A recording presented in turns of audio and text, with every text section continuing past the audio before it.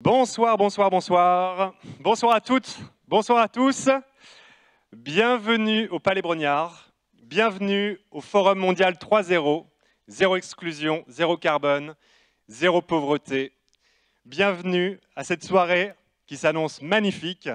Soirée médias, jeunesse et climat. Wouh, wouh!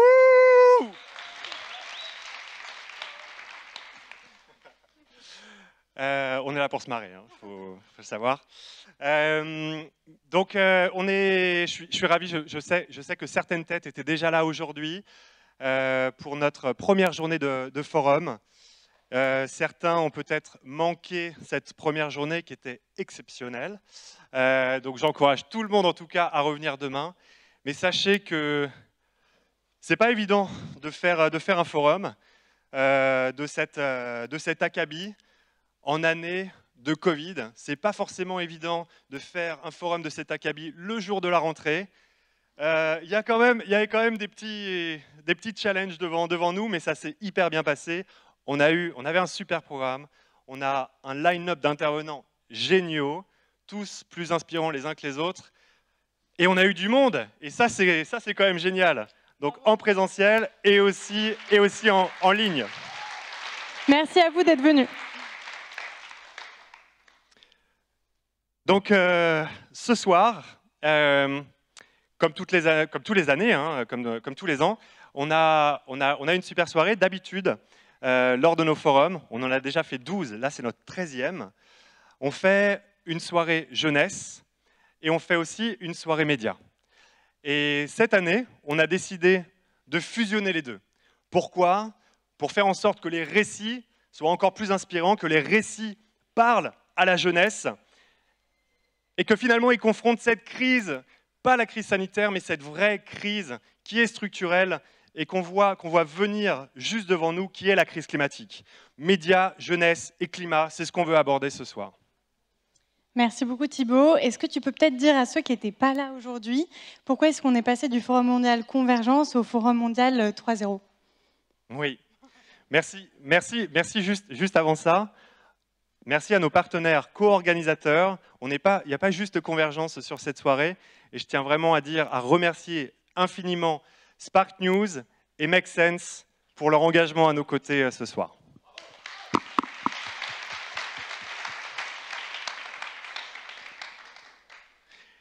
Et donc le forum effectivement a un petit peu changé cette année.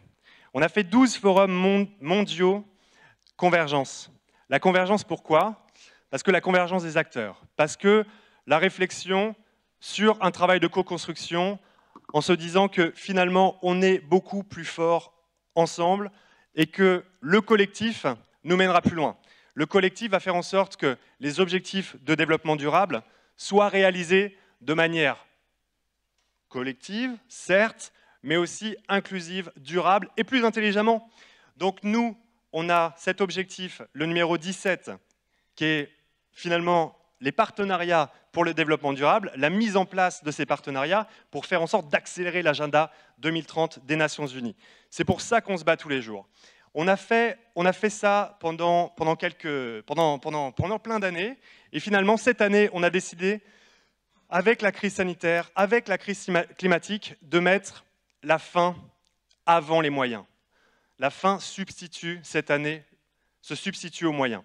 En gros, on n'est plus vraiment sur la promotion des partenariats multi-acteurs, on le reste, mais c'est plus vraiment l'urgence pure, parce qu'ils sont devenus beaucoup plus matures. Par contre, l'urgence pure, aller sur l'objectif, et l'objectif, c'est le 3.0. C'est le zéro exclusion, zéro carbone, zéro pauvreté, pour faire en sorte de concilier l'impact social, l'impact environnemental et l'impact économique. Voilà pourquoi on s'est transformé cette année et qu'on est le Forum mondial 3.0, première édition. Super, merci Thibaut. Et on vous engage tous à venir demain, pour cette deuxième journée de forum. Vous allez y voir plein de choses, plein de sujets sur la solidarité, sur l'engagement.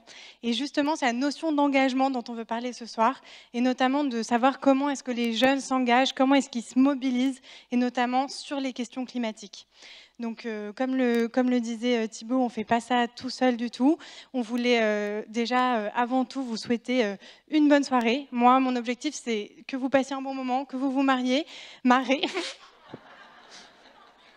Mais vous pouvez aussi vous marier et rencontrer l'âme sœur. Bref, mariez-vous et marrez-vous aussi.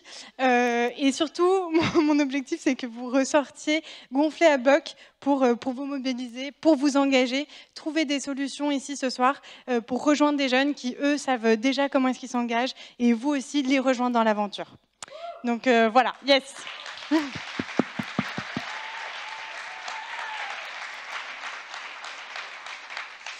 Donc, je voudrais accueillir Vianney, si c'est possible, qui vienne me rejoindre sur scène. Vianney, on est super heureux que tu sois avec nous ce soir. Est-ce que tu veux dire bonjour à la salle? Oui, je peux dire bonjour à la salle, bonjour à tous. Je m'appelle Vianney et si vous regardez ma tenue, vous avez une petite idée de ce à quoi je vais servir ce soir. Il y a des gens qui disent des trucs intéressants et d'autres qui sont fil rouge sympa. Voilà, je vous laisse deviner qui fait quoi. Moi, je m'appelle Vianney, je travaille donc à Make Sense, j'ai 28 ans et je suis très très heureux d'être là et hyper heureux aussi de ne pas avoir à prononcer des phrases du genre « Est-ce que tu peux mettre ton micro sur mute parce qu'on entend ?» Voilà, donc c'est trop bien de faire un truc en direct avec des vrais gens. Voilà. Merci Vianney, on est très content que tu sois là avec nous. Comme tu le disais, tu es ici, tu représentes Make Sense avec qui on co-organise cette soirée, merci beaucoup. Et on ne co-organise pas tout seul, on co-organise aussi avec Spark News. Comme on le disait, en fait, on veut donner la parole aux jeunes qui se mobilisent et aux jeunes qui font de leur mobilisation l'actualité. C'est pour ça que ce soir, il y a les médias qui viennent nous parler de comment est-ce qu'on travaille ensemble et comment est-ce que ça peut résonner pour vraiment faire bouger les lignes. Donc voilà, encore merci à toi. On n'est pas là non plus tout seul, on est là aussi parce qu'on a la chance de travailler sur un projet européen qui s'appelle One Planet for All et qui est financé par la Commission et qui nous permet de faire plein d'événements sur les questions d'engagement, de mobilisation des jeunes, sur le climat. Donc je vous engage, si ça vous intéresse, si vous aimez bien la soirée ce soir, à suivre Youth Weekend, notre mouvement jeunesse sur les réseaux pour qu'on se retrouve pour des prochains rendez-vous et qu'on puisse prolonger vraiment ce mouvement qu'on est en train de créer ce soir ensemble, peut-être pour ceux qui nous rencontrent, ou de prolonger pour ceux qui nous connaissent déjà, et j'en vois quelques-uns dans la salle. En parlant d'Europe, je vais sans plus tarder accueillir Monsieur Pierre Larouturou sur scène, député européen qui vient on est très heureux de vous accueillir, nous faire une petite piqûre de rappel sur l'urgence climatique et sur le réel besoin de s'engager maintenant. Voilà, donc encore merci à tous et bonne soirée.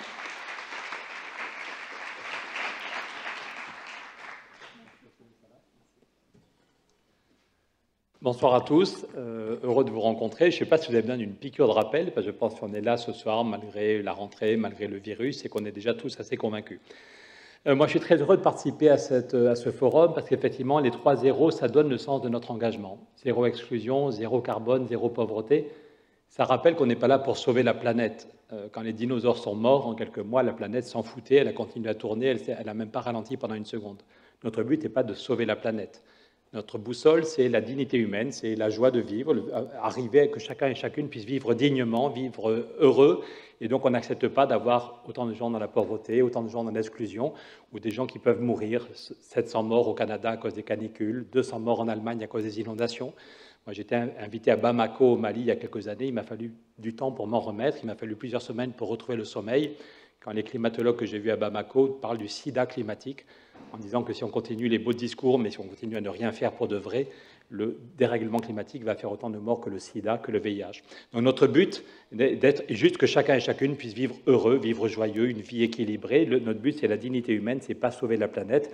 Et il y a bien le lien entre le 0 exclusion, 0 pauvreté et 0 carbone. Alors sur la question de la jeunesse, j'ai l'impression... pour l'état civil, je suis plus tout jeune, mais dans ma tête, j'essaye de ne pas être trop vieux con avant l'âge. J'ai eu la chance de travailler avec Stéphane Hessel, qui encore à 95 ans était très très très jeune dans sa tête. Donc je pense qu'on peut rester... Il y a des gens qui étaient vieux à 20 ans, je ne donnerai pas de nom, on en connaît tous. Et puis il y a des gens qui restent jeunes jusqu'au bout et qui ont envie de se battre avec d'autres jusqu'au bout. Mais pour vous dire l'importance de la jeunesse, c'était il y a presque 2 ans à Madrid, le sommet sur le climat, la COP numéro 25, en décembre 2019. Et j'ai eu la chance de dîner avec 2 très très grands climatologues, Jean Jouzel, qui est un des plus grands climatologues au monde, celui qui a fait les découvertes fondamentales il y a 35 ans ou 40 ans sur le lien entre CO2 et dérèglement climatique, Jean Jouzel et Pierre Velletreut, professeur à Polytechnique et chef de tous les climatologues de France. Et les 2 avaient le moral à zéro. Et on va y revenir, il y a de quoi avoir le moral à zéro. Et les 2 disaient qu'ils étaient super pessimistes, beaucoup plus pessimistes qu'il y a 10 ans, mais que la seule chose qui leur donnait de l'espoir, c'était les mouvements de jeunes. C'était de voir Greta, Adélaïde, Hanouna, Hugo et d'autres en France. Et le seul truc qui nous rend de l'espoir, c'est les mouvements de jeunes qui sont en train de réveiller la classe politique en Europe comme aux États-Unis. Et là, je reviens, j'étais encore ce matin au Parlement européen. Si l'Europe s'est donné comme objectif le Green Deal, le plan climat, pour le moment, c'est du discours, il faut le concrétiser, mais c'est parce qu'il y avait des milliers de jeunes tous les vendredis ou tous les mois dans la rue. Et c'est ça vraiment qui a poussé les dirigeants européens au mouvement. Si Joe Biden s'est donné comme objectif de réussir le Green Deal et de décarboner l'économie américaine, c'est pas seulement à cause du GIEC, même si les scientifiques sont très importants, c'est qu'il y avait des milliers de jeunes dans la rue et des jeunes qui sont allés foutre le bordel gentiment, de façon non violente, au Congrès pour pousser les dirigeants à se réveiller. Donc, à coup sûr, les jeunes ont déjà remporté des victoires. Les jeunes qui étaient dans la rue ont déjà remporté des victoires aux États-Unis comme en Europe. La question du climat est officiellement la priorité de tout le monde. Et maintenant, il faut transformer ces victoires en actions concrètes. Mais à coup sûr, on peut déjà se féliciter de tous ceux et celles qui ont été dans la rue, malgré la pluie, malgré le froid. Le virus a compliqué les choses depuis 18 mois, mais j'espère qu'on pourra, en Belgique, il y a une très grande manif qui se prépare pour le 10 octobre, et j'espère qu'en France aussi, on pourra recommencer à être visible en prenant nos précautions, mais en étant bien visible. Alors, tu m'as demandé de faire une piqûre de rappel, mais en 10 minutes, je ne vais pas être trop long. Sur le problème, encore une fois, si vous êtes là, c'est que vous êtes déjà tous et toutes convaincus, mais peut-être qu'il faut le rappeler autour de nous. Là, aujourd'hui, avant de quitter Bruxelles, j'ai déposé une lettre au Parlement européen pour demander officiellement que les climatologues du GIEC soient entendus par tous les députés et par tous les commissaires, pour eux que les climatologues viennent nous réveiller et qu'on donne la parole à des gens qui souffrent du dérèglement climatique. Et dans ma lettre au président Sassoli, j'ai mis 2 graphiques pour montrer que le problème est en train de s'aggraver. Un graphique, c'est par exemple les sociétés d'assurance qui nous disent que le nombre d'événements climatiques extrêmes a déjà plus que doublé depuis 30 ans. Tous les blagueurs, pour être polis, qui pensent que tout ça, c'est pas si grave, qu'on s'inquiète pour rien, voilà. Un autre graphique, c'est pour montrer que malgré tous les beaux discours, pour le moment, on n'a rien fait. Je n'ai aucune envie de polémiquer avec Emmanuel Macron. Quand le président français a créé le Haut Conseil pour le climat, j'étais un des 9 sages qu'il a fait rentrer dans le Haut Conseil pour le climat. Sans doute que ça veut dire que le travail qu'on fait était un peu reconnu. Mais quand Emmanuel Macron dit que c'est très injuste de le critiquer parce que la France fait le maximum et qu'on est déjà vraiment sur le bon chemin, hélas, c'est faux. Ça, c'est les chiffres diffusés par le Haut Conseil pour le climat. Je ne sais pas si vous les voyez ou si je suis trop loin. C'est le bilan, je croyais qu'il y avait un zoom, pardon. Si on tient compte uniquement du CO2 produit en France, c'est vrai qu'on fait tous des efforts, donc le CO2 produit en France a un peu baissé, mais si on tient compte des produits qui viennent de Chine et du reste du monde, il n'y a aucun progrès. C'était dans le journal Les Échos, les chiffres du ministère de l'Environnement. Il n'y a eu, hélas, aucun progrès dans le bilan carbone de la France depuis 30 ans. Et tous les blagueurs ou tous ceux qui veulent être optimistes malgré tout, qui disent au moins avec le virus, le CO2, les émissions de CO2 ont diminué, c'est juste totalement faux. Les émissions de CO2 qui viennent de nos usines et de nos camions ont un peu baissé avec le virus qui nous a mis sous cloche, mais les feux de forêt ont pris une telle ampleur l'an dernier, on a l'impression que le monstre est en train d'échapper à ses créateurs, le monstre, le dérèglement climatique, même quand l'économie est au ralenti à cause du virus, les feux de forêt ont pris une telle ampleur. 440 morts dans les feux de forêt en Australie, 440 morts dans des feux de forêt monstrueux. En Sibérie, quand j'étais petit, il faisait froid en Sibérie, il n'y avait jamais de feu. Et là, on a eu des feux de forêt monstrueux. En Californie, ils aiment beaucoup leur forêt, ils mesurent tous les ans les dégâts faits par les feux. Et ce graphique, vous pouvez le retrouver sur les réseaux sociaux, je l'ai remis récemment. C'est tous les feux de forêt, tout ce qui a cramé depuis un siècle en Californie. Et la seule année 2020, un tiers des surfaces qui ont cramé depuis un siècle, c'est en un an, c'est en 2020. Et 2021 est encore pire. Donc même quand l'économie est au ralenti, les feux de forêt prennent une telle ampleur que le CO2 qui est envoyé dans l'atmosphère fait plus que compenser le ralentissement de l'économie. Et le CO2 qu'on mesure à Mauna Loa toutes les semaines et tous les mois montre que, hélas, 2020, il n'y a eu aucune amélioration. l'évolution du CO2 réelle, mesurée par les scientifiques américains dans l'atmosphère, pour l'année 2020, de avril 2019 ou de avril 2020 à avril 2021, plus 2,6 ppm, c'est-à-dire 3 fois plus vite que dans les années 60 et 70, quand on a commencé à mesurer le CO2. Donc il y a un besoin urgent de changer de braquet, et pour ça, je pense que je ne vais pas être trop long, je ne sais plus quel est mon temps de parole, plus que... J'ai quoi? Non, j'ai encore 10 minutes? Non, le truc est à l'arrêt, c'est excellent, donc j'ai encore 10 minutes. Merci à celui ou celle qui devait déclencher le compteur, c'est adorable. Il me reste 10 minutes. On peut mettre 20 minutes peut-être, comme ça je parlerai plus lentement. Donc il y a besoin de changements. Pour gagner la bataille, je pense qu'il y a besoin de 3 types de changements. Des changements personnels. Même un bon Bernet comme moi limite sa viande. Je peux vivre 3 jours par semaine sans manger de viande, sans manger de poisson. Je ne prends plus jamais l'avion. Même quand on va à Madrid pour le sommet pour le climat, même quand avec Cyril Dion, on a été reçu par le pape François, on est allé en train à Rome ou à Madrid. Donc des changements perso. Un engagement associatif pour faire vivre la solidarité, pour changer les comportements au niveau local, et puis des changements politiques. On a besoin de changer les structures économiques. Vous avez peut-être vu que j'avais fait une grève de la faim, donc je suis député européen depuis 2 ans.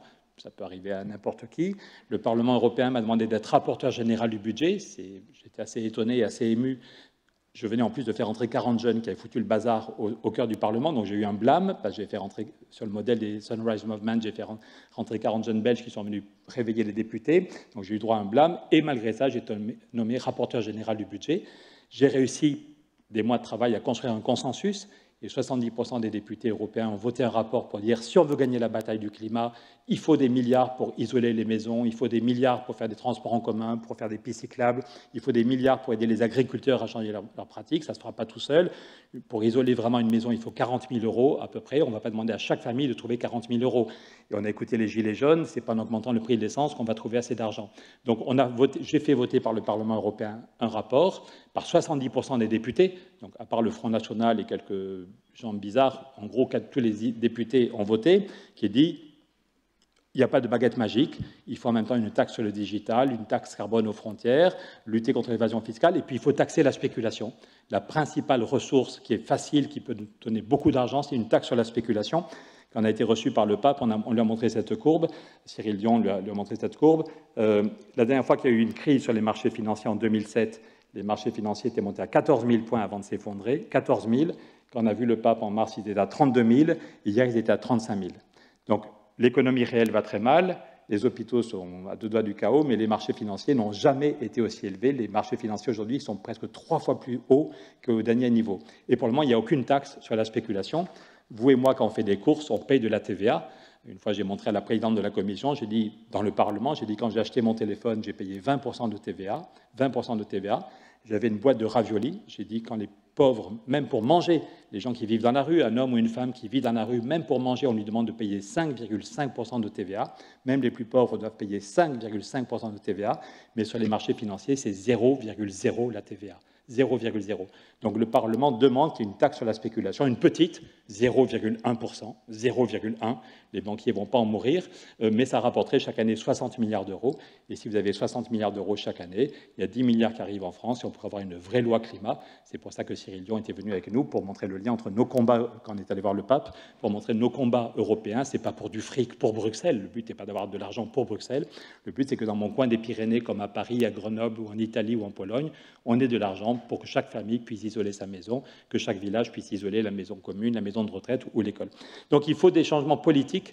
Quand Nicolas Hulot a démissionné, il a dit « Emmanuel Macron est gentil avec moi, mais on ne se donne pas les moyens d'agir ». La taxe sur la spéculation, je ne vais pas être trop long, mais vous trouvez tout ça, ça a été expliqué dans plusieurs journaux, c'est la France qui bloque, hélas. L'autre jour, le conseiller d'Angela Merkel me disait « Pierre, ce n'est pas la peine d'insister, je suis un fan de la taxe sur la spéculation ». Et je vous rappelle que Angela Merkel, en 2014, est allée à Londres pour dire aux Anglais « Stoppez votre veto, il faut qu'on taxe la spéculation ». Greta Thunberg, Adélaïde, Hanouna, l'an dernier, en juillet, ont été reçus pendant 1h30 par Angela Merkel pour parler du climat. Merkel leur a rappelé que c'est elle qui avait accueilli le premier sommet climat à Berlin il y a 25 ans, donc elle est motivée. Mais elle a dit qu'en gros, que tant que la France et le lobby bancaire bloquaient la négociation, elle ne pourrait rien faire. Donc je crois qu'il faut qu'on arrive de façon non violente à foutre un coup de pied dans la fourmilière. On a tout fait pour qu'Emmanuel Macron bouge, mais je crois que manifestement, le jour encore le ministre allemand se foutait de ma gueule devant 140 députés en disant « Pierre, tu sais, oui, nous on est d'accord, les Allemands, droite et gauche, on est d'accord pour taxer la spéculation, mais tes amis français ne nous ont pas aidés, que ce soit Michel Sapin ou Bruno Le Maire, ils bloquent la négociation. » De même, il y a eu le rapport de l'Agence internationale de l'énergie en juin, qui est assez terrifiant. Je ne sais pas si vous avez vu le rapport de l'Agence internationale de l'énergie qui dit qu'il faut stopper immédiatement les nouveaux investissements fossiles. Il y a 10 ans, l'AIE, c'était le porte-parole du lobby pétrolier. Aujourd'hui, la situation est tellement grave que l'Agence internationale de l'énergie dit qu'il faut stopper immédiatement les nouveaux investissements fossiles. 2 semaines après, il y a une rencontre de tous les ministres de l'énergie à Bruxelles et il y a 11 ministres qui disent ben, chiche, OK, on arrête immédiatement tous les nouveaux investissements fossiles. La ministre allemande est d'accord, le ministre luxembourgeois, le ministre belge. Il y a 11 ministres qui disent oui, on peut stopper immédiatement tous les nouveaux investissements fossiles et faire un gros travail d'isolation pour être plus sobre, plus efficace, et donc on pourra vivre bien avec moins d'énergie. Et la France n'en a rien à foutre, et le ministre français n'est pas d'accord pour des mesures un peu radicales. Et de même, quand il y a eu 150 citoyens qui ont travaillé sur des propositions très concrètes, hélas, même le Conseil d'État a dit qu'on avait repris trop peu de choses. Donc je ne suis pas du tout quelqu'un qui est dans la polémique. Au Parlement européen, j'ai montré qu'on pouvait rassembler 70% des députés de toutes les tendances. Quand Emmanuel Macron a créé le Conseil, j'en faisais partie, mais je crois franchement qu'on perdrait notre temps si on n'avait pas un changement politique en France. Et donc, il y a des élections dans 9 mois. Et à titre perso, comme beaucoup d'autres, je suis engagé dans la primaire populaire pour qu'on arrive à rassembler tous ceux et celles qui veulent plus de justice sociale. Je le répète, un engagement perso est utile. Changer nos modes de vie personnels, un engagement associatif est indispensable. Mais si on n'arrive pas à changer les structures économiques, le pape nous a dit qu'il fallait faire la révolution. Le pape François nous a dit qu'un système économique où l'argent devient une idole et où l'argent écrase la planète, fout en l'air le climat, fout en l'air la cohésion sociale. Le pape est quelqu'un de poli, donc il n'a pas dit c'est de la merde, comme pour le dire un de mes enfants, mais le pape dit ce système, c'est le fumier du diable. Le fumier du diable. Et pour le pape, c'est une façon de dire que ça sent pas bon, qu'il faut nettoyer tout ça. Et quand on l'a quitté, il nous a dit qu'il fallait faire la révolution. Et donc, de façon non violente, je pense qu'il faut qu'on retourne dans la rue et qu'on profite des prochaines élections pour mettre en place un nouveau système. Je vous engage tous et toutes à réfléchir au moins à cette idée d'une primaire populaire avec 10 mesures clés, 10 mesures qui pourraient faire un grand changement. La première, c'est voter une vraie loi climat dès le mois de juillet prochain. Voilà, je m'arrête là et puis je ne sais pas s'il y a des questions, je ne sais pas ce qui est prévu. Merci beaucoup. En effet, on va se donner un petit temps de questions-réponses rapides. Avant ça, je vous propose de juste prendre la température de cette salle après ce qui a été dit. Très simple, je vais vous demander de vous lever. C'est aussi un moyen d'être sûr que vous n'êtes pas en train de dormir. Après ce qu'on vient d'entendre, je ne pense pas. Merci. je ne pense pas. Donc oui, tout le monde se lève, en effet. Tout le monde se lève. C'est le moment qu'on n'aime pas trop. Mais moi, j'adore ça. Alors, c'est très simple, je vais donner une affirmation et en fonction de mon affirmation, si vous n'êtes pas du tout d'accord, vous vous rasseyez. Si vous n'êtes pas vraiment d'accord, vous vous mettez comme ça. Si vous êtes plutôt d'accord comme ça. Et si vous êtes hyper d'accord, vous levez les mains hyper haut. OK ? C'est juste pour moi un moyen de faire un petit sondage en direct à la BFM TV. On est parti. Après ce que vous venez d'entendre, vous avez confiance en notre génération pour changer les choses. Vous n'avez pas du tout confiance, vous baissez et vous n'êtes pas obligé de tous lever la main. Hein ? OK, j'ai quand même une majorité de mains levées. Très bien. Nouvelle affirmation, je suis très optimiste par rapport à ce qui arrive. Je suis optimiste par rapport au monde. Oh, foutez pas une sale ambiance.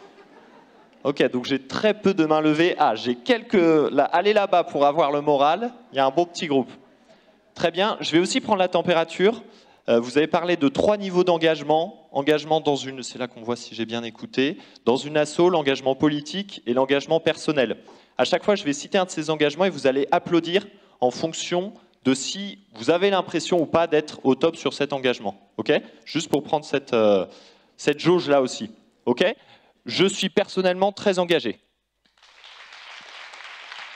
OK, on a des gens bien dans cette salle. OK, merci. Ça me fait du bien aussi d'être applaudi, c'est pour ma confiance en moi. Je suis engagé associativement. C'est presque encore plus. Très bien. Et je suis engagé politiquement.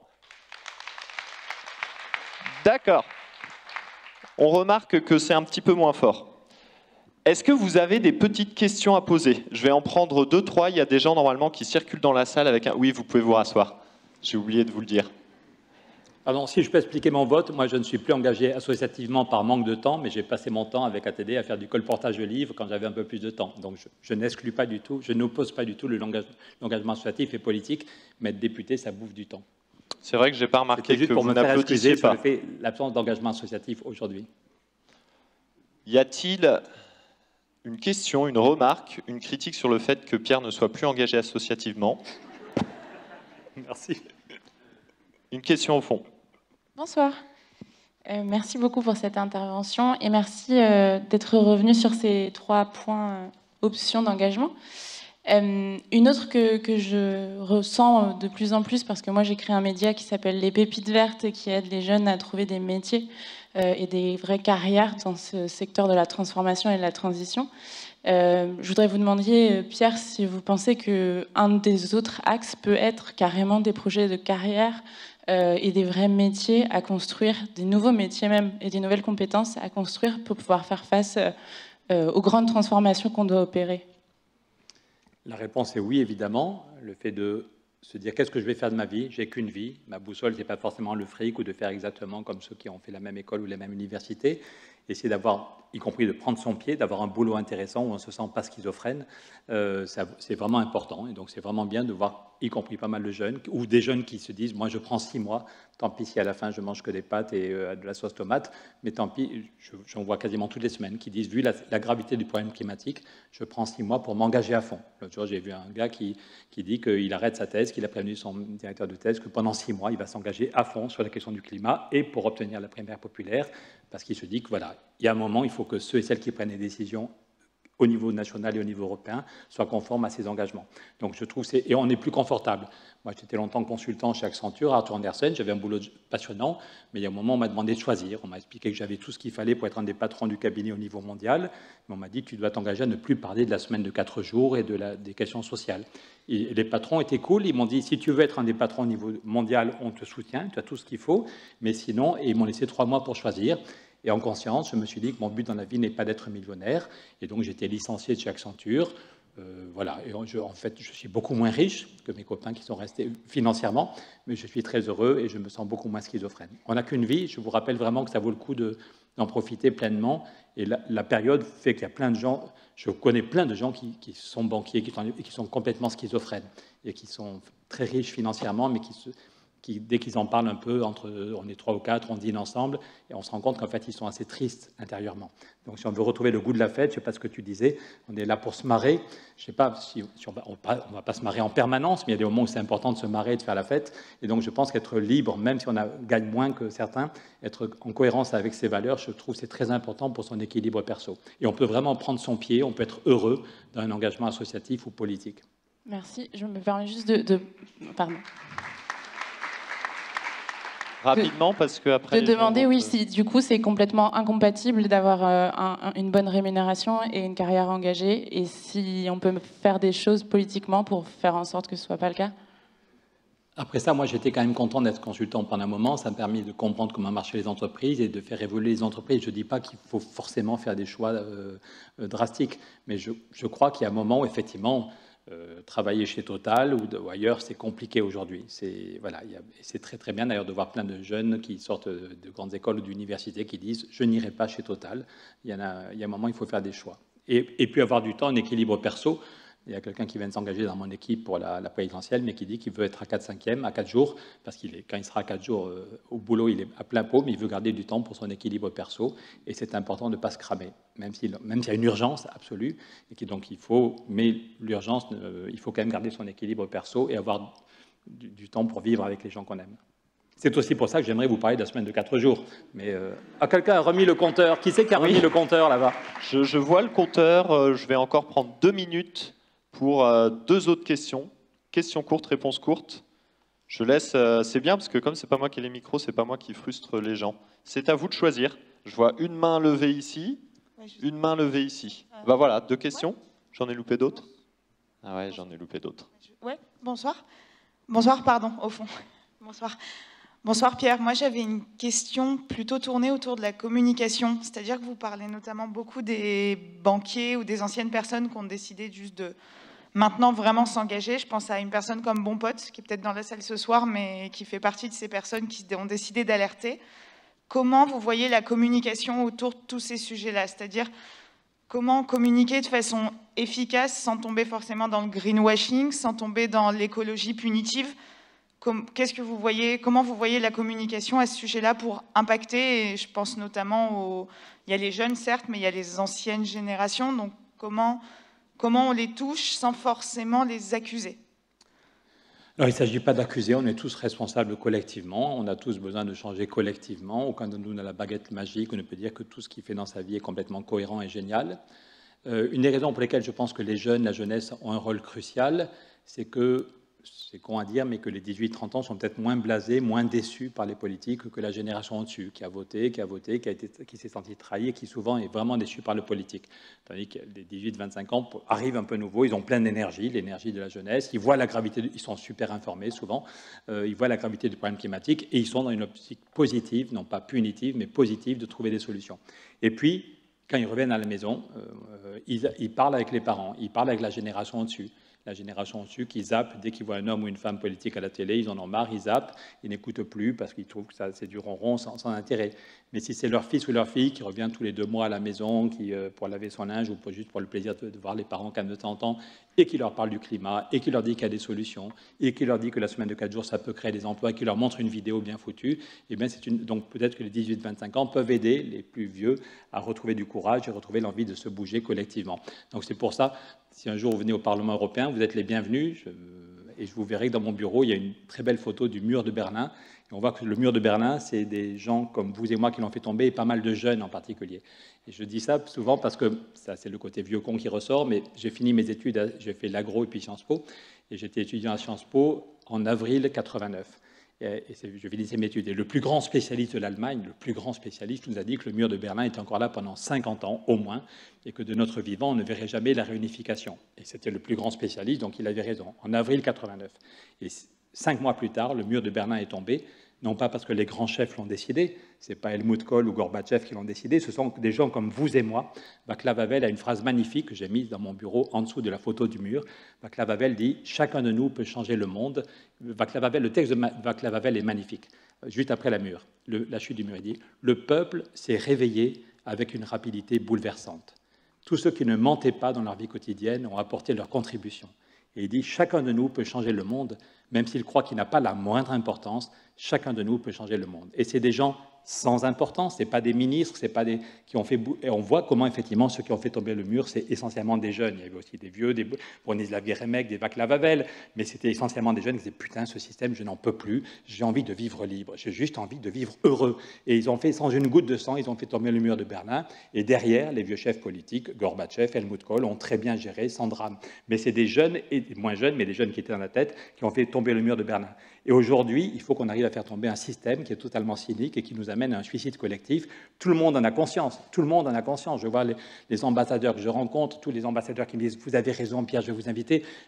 Angela Merkel, qui reçoit pendant 1h30 Adélaïde et Greta et Hanouna, et qui dit qu'elle est complètement d'accord, mais qu'elle est fatiguée. À 4 reprises, Angela Merkel dit « Elle les a reçus quand même pendant 1h30 ». Ça veut dire qu'elle était intéressée. La plupart des politiques reçoivent Greta pendant 5 minutes, dont 10 minutes pour faire des vidéos pour les réseaux. Tandis que Merkel est vraiment intéressée. Mais à 4 reprises, elle a dit « Je suis fatiguée, c'est compliqué, il y a le lobby bancaire, il y a une inertie. » Donc face à ce lobby bancaire, face à cette fatigue des dirigeants, il faut l'énergie de la jeunesse, il faut un lobby qui pousse, qui rassure, qui dit qu'il y a des solutions. Une fois, je suis intervenu, j'ai dit j'ai 2 points. A priori, c'est foutu. A priori, c'est foutu, mais on peut s'en sortir. Et on s'en sortira si on est des millions à pousser dans le même sens. Puisque tu me donnes 2 minutes, Vianney, je voudrais quand même montrer. Trop sympa, merci de l'avoir invité. Pourquoi il faut aussi revoir complètement notre modèle économique. Donc, le climat est l'urgence absolue qui peut rassembler très largement. L'autre jour, on a fait un événement, il y avait 1000 personnes, aussi bien Laurence Parisot du MEDEF ou Alain Juppé que Tchetch d'Alternativa. Le pape François nous avait envoyé son conseiller climat. On avait des gens, des francs-maçons, donc on avait ceux qui croient au ciel, ceux qui n'y croient pas, des gens de droite, des gens de gauche, des vieux, des jeunes, voilà. Donc, la question du climat est urgente et peut rassembler. Et on peut créer 900 000 emplois. Rien qu'en France, si on met en place nos idées pour le climat, on peut créer 900 000 emplois en ville comme dans les villages. Mais ça ne suffira pas, il y a 5 millions de chômeurs. Donc, juste en 2 minutes, pour vous donner envie de regarder les vidéos qu'on explique, tous ceux qui disent que la croissance revient, voilà l'évolution de la croissance depuis 50 ans. La croissance en France. Ah, merci, ça y est, excellent. Donc voilà la croissance en France depuis 50 ans. Donc tous ceux qui vous disent « votez pour moi et la croissance va revenir », et donc, mais certains vont vous dire « oui, mais en France, c'est parce que l'État est obèse, c'est parce qu'on n'a pas de politique industrielle ». Donc je montre la courbe de la croissance en Allemagne, la locomotive allemande. Voilà l'évolution de la croissance en Allemagne. Vous voyez l'évolution depuis 50 ans, voilà. Et l'Allemagne, comme rapporteur du budget, avant le virus, j'allais 2 fois par mois à Berlin. Et je me souviens de la dernière conférence de presse du patron de la Bundesbank, Jens Weidmann, avant que le virus arrive, avant Noël, il y a 18 mois. Weidmann dit « l'Allemagne est en train de retomber en récession ». Et qu'est-ce qui a permis d'éviter, ça c'est pour dire que je m'arrête dans une minute. Ah, désolé, ça veut dire que même mon téléphone en a marre que je cause trop longtemps. Et qu'est-ce qui a évité la récession depuis quelques années en Allemagne? C'est le fait qu'ils ont accueilli 1,5 million de réfugiés syriens. Vous verrez les chiffres sur mes réseaux sociaux. L'Allemagne serait en récession depuis quasiment 8 ou 9 ans si elle n'avait pas accueilli 1,5 million de réfugiés syriens. C'est ça qui explique le rebond. Donc il est urgent non pas de compter sur la croissance, mais d'être capable d'inventer un modèle zéro exclusion, zéro pauvreté, zéro climat. Le plan pour le climat qu'on propose peut créer 900 000 emplois en France. Et la semaine de 4 jours, quand vous mangez un yaourt Maminova, quand vous mangez une brioche Pasquier, quand vous mangez du jambon Fleury-Michon, c'est que des entreprises qui sont passées à 4 jours. Et si l'entreprise passe à 4 jours et qu'elle crée des emplois, elle arrête de payer les cotisations au chômage. Donc, et il y a déjà 400 entreprises qui sont passées à 4 jours. Ça permet une qualité de vie nouvelle et on pourrait créer 1 600 000 emplois si tout le monde passe à 4 jours. Même en parlant vite, je ne pourrais pas l'expliquer à tout le monde. On a besoin d'être des milliers à s'engager pour le climat et la justice sociale. Et je suis venu ici pour chercher des alliés. Merci. Merci Pierre.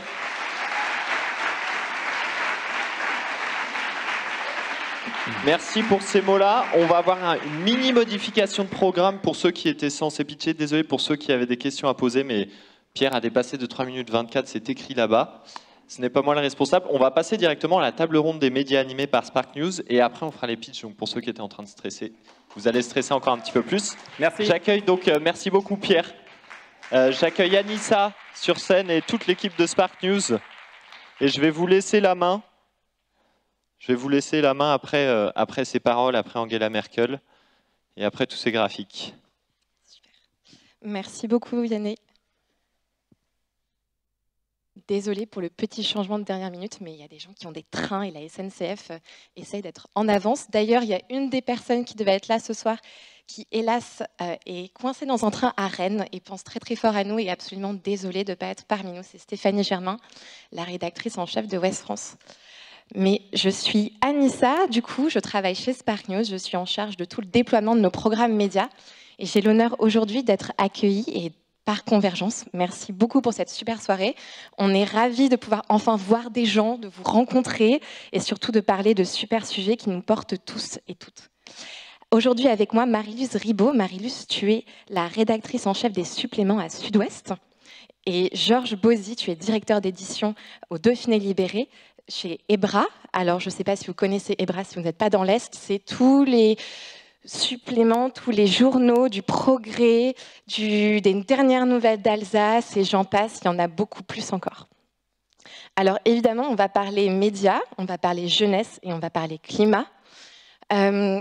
Pour nous, je pense, toutes les personnes ici, c'est un engagement qui est en professionnel ou personnel et qui nous porte tous énormément. Et ça, c'est aussi grâce aux médias qui, depuis des années, ont de plus en plus parlé de ces sujets, fait monter les sujets de climat dans les unes et faire un peu sortir les sujets climat des sections environnementales. Alors, avant de me tourner vers vous, j'ai des questions à poser au public. Alors, je vous annonce que je ne vous vois pas très très bien. Donc, il va falloir jouer le jeu avec moi. Ça va être beaucoup plus simple que Vianney. Moi, je vais vous demander de lever la main quand je vous dirai de lever la main, si vous êtes d'accord avec moi ou pas. Je vous vois, c'est incroyable. Il y a plein de gens avec des masques. Première question, si je vous dis climat et médias, vous pensez que les médias, ils en font trop ou ils en font pas assez? Donc, s'ils en font trop, vous pouvez lever la main dès maintenant. Ok, super. Et alors, du coup, ils n'en font pas assez, c'est ça? Waouh, d'accord. Marie-Luz, je crois que tu es d'accord avec toutes ces personnes-là, dis-moi. Oui, alors je suis d'accord. Ce qui m'a, en préparant ce rendez-vous, j'ai demandé à la documentaliste de Sud-Ouest, qui est une engagée dans l'environnement depuis 20 ans et qui se bat toute seule depuis des années, qui a monté son blog à Sud-Ouest, qui est resté dans les tréfonds du web très longtemps, de chercher, de savoir combien, tout simplement, on éditait d'articles par an liés au climat et à l'environnement. Et elle a trouvé, donc, en 1994, on écrivait 5640 articles. En 2000, on en écrivait 15 440. En 2019, on en écrivait 49 120 exactement. Donc c'est fabuleux. Mais alors, ce qui m'a vraiment choqué, c'est qu'en 2020, c'est tombé à 32 160 articles et qu'aujourd'hui, au bout de 9 mois de 2021, on est dans un étiage très très bas à 20 512 articles. Et je me suis dit qu'il y avait quelque chose de paradoxal, c'est que ce qui vient de nous arriver, cette pandémie, a vraiment phagocyté tous les médias, tout le débat médiatique, toute la sphère médiatique, au point que des sujets cruciaux comme celui-ci passent à l'as. Et je dis passe à l'as, c'est surprenant, parce que pendant tous ces mois, on a justement dit « ça y est, on est en train de préparer le monde de demain ». Et la vérité, je veux dire, quantitativement, elle n'est pas là. Qualitativement, c'est autre chose. Et Jean pourra y revenir. Voilà. Tout d'abord, oui, je vous en prie. D'abord, merci de nous accueillir. C'est très, très important pour nous, la presse quotidienne régionale, qui vont dans les territoires, là où ça se passe aussi. Et je vais illustrer mon propos. Merci de nous accueillir et merci de nous faire participer. Et puis, je suis très content de voir cette énergie. C'est vrai que c'est important pour nous aussi, parce qu'on est peut-être légèrement plus âgés, mais on est encore là à un moment. Si on peut être là ensemble et en bonne santé, c'est quand même mieux. Donc, comme l'a dit Anissa, moi je travaille au Dauphiné Libéré et je m'occupe pour le groupe EBRA d'un supplément qu'on a lancé il y a plus d'1 an qui s'appelle « Ici, on agit ». Mais je vais vous parler une minute du Dauphiné Libéré, parce que le Dauphiné Libéré, c'est les Alpes. Et les Alpes, c'est les glaciers. Mais pas seulement. C'est un sanctuaire qui est abîmé et qu'on voit se dégrader. On pratique la montagne.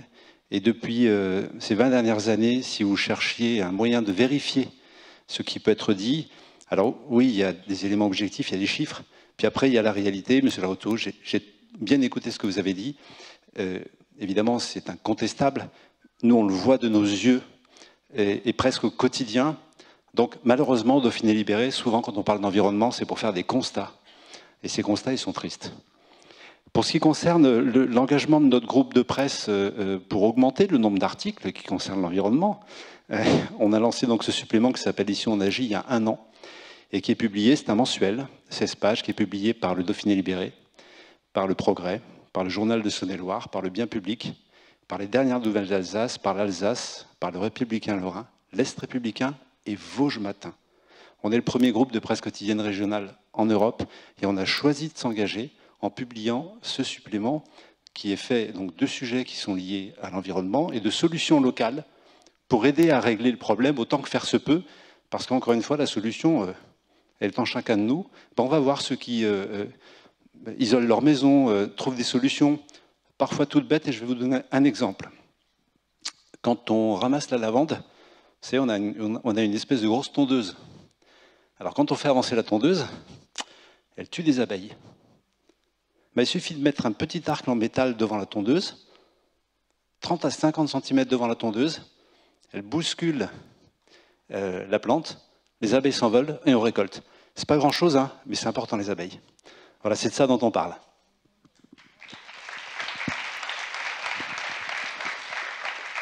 C'est quand même un peu le sujet de la quantité versus la qualité, de comment on parle de ces sujets-là, et c'est quelque chose qui est très important pour vous et pour nous à Spark News. C'est aussi pour ça qu'on s'est retrouvés autour d'un programme commun qui s'appelle Enquête de demain, dont la première parution était le 28 avril dernier. Il y avait 30 des grands titres de la presse quotidienne régionale qui ont ensemble publié un supplément de 16 pages sur les solutions qui bougent, les solutions qui changent nos territoires. Juste un mot là-dessus. D'abord, c'est la première fois qu'on a eu un supplément à cette échelle. C'est la première fois qu'on a un supplément à cette échelle sur ce thème, probablement la dernière. Et pour nous, c'était bien parce qu'on a pu parler de grands groupes à grands groupes, parce qu'on ne se parle pas beaucoup, on n'habite pas au même endroit, puis on ne se téléphone pas forcément. Grâce à vous, on a pu se parler, échanger, et ça a été une bourse de sujets incroyable. Et c'était bien que ce soit sur ce sujet, justement. Et que pour la première fois, parce que les groupes de presse, ils ont tendance un petit peu à se pousser des coudes, à être en concurrence. Et là, on s'est retrouvés justement autour d'une cause commune à laquelle on croyait. C'est grâce à vous, hein, évidemment, qui nous avez porter et apporter ce moment de synthèse qui a été fort. Et c'est vrai que même, je dirais, émotionnellement, il y a quelque chose qui se passe quand on arrive à travailler tous ensemble de cette façon, et ça a été assez extra. Et ce qui a été extra aussi, c'est que, bon, ça on le sent tout le temps, c'est que dans les territoires, quels qu'ils soient, urbains, ruraux, on sent qu'évidemment, il y a quelque chose qui se passe, on sent que de façon, dans l'underground, il y a évidemment énormément d'initiatives qui sont formidables et qui préfigurent des choses qui vont exploser, qui vont nous permettre quand même de vivre autre chose autrement et avec d'autres mentalités. C'est évident, on le sent partout. Mais ce moment-là nous a permis justement de mettre ces gens-là en avant. Et ça a été assez extraordinaire. Et puis en plus, nous, on était à Sud-Ouest, vous étiez dans le groupe EBRA, on échangeait aussi les articles des uns des autres, ce qui permettait à tous les lecteurs de toute la France de voir que c'est tout un pays qui se met en route. Enfin, on a envie de le voir comme ça aussi, parce que c'est un peu vrai. Je me tourne à nouveau vers vous. Je pense qu'on n'a tous pas raté le dernier rapport du GIEC cet été. Nouvelle pas forcément évidente à lire en vacances. Pour vous, les news sur le climat, c'est une bouffée d'angoisse matinale ou plutôt un booster d'engagement qui vous dit « Allez, je vais aller encore plus loin, plus fort, que ce soit dans ma vie pro ou perso ». Angoisse matinale ? Ok, ça angoisse pas mal de monde quand même. Booster d'engagement. Génial, parce qu'en fait, ceux qui sont angoissés, ça les booste aussi. Donc du coup, c'est que ça fonctionne. Ça vous angoisse ? Je crois que c'est un peu des deux. Je pense qu'on a, en tant que média, on a l'obligation de rendre compte de ce qui se passe et de ce qui est inquiétant, parce que aussi ça mobilise. Et puis on a le devoir aussi de mettre en avant ce qui justement est en train de germer, d'éclore et qui est positif. Nous, à Sud-Ouest, il y a 4 ans, on a monté un projet qu'on adore. Dans notre magazine du samedi, on a un hebdomadaire qui s'appelle La Région Autrement. Et on a monté une rubrique qui s'appelle Les gens qui s'aiment, S-E-M-E-N-T. Et notre objectif, c'était de dire justement, d'aller chercher partout dans les territoires et surtout dans le milieu rural, parce que c'est là aussi il faut que les choses se passent, parce que le milieu rural, il est perçu dans les médias comme un univers où il y a des crises sanitaires, où il y a de la désertification rurale et où plus rien ne bouge. Or, dans les territoires, dans les petits villages, il y a justement des endroits où des tas de gens font des choses. Et quand on dit zéro exclusion, c'est aussi ça qui est fort. Et on a cherché justement à mettre en avant ces gens qui sont des gens voilà, qui sont dans le domaine associatif et qui font des choses des fois qui sont fabuleuses, mais dont on ne parle pas. Donc ces terres de silence qu'on veut mettre en avant, et on le fait toutes les semaines. Et ça nous semble hyper important.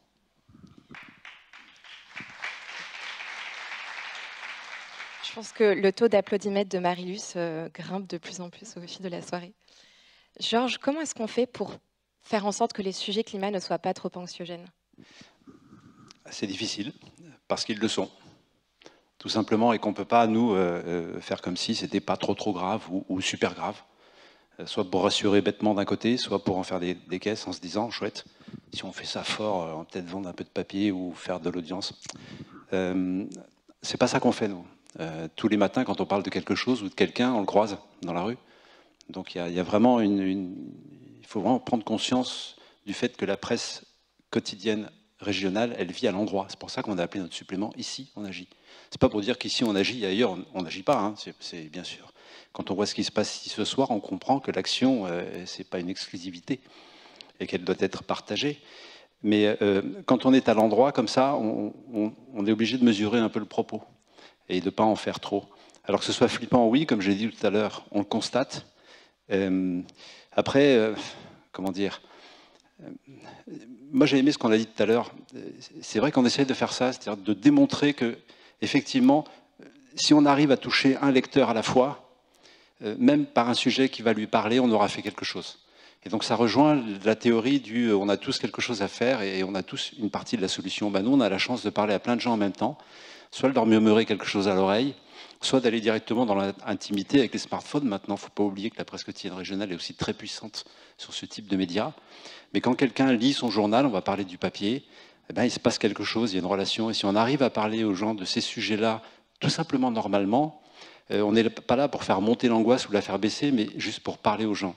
Si ça rentre dans leur tête, c'est déjà bien, ça les sensibilisera.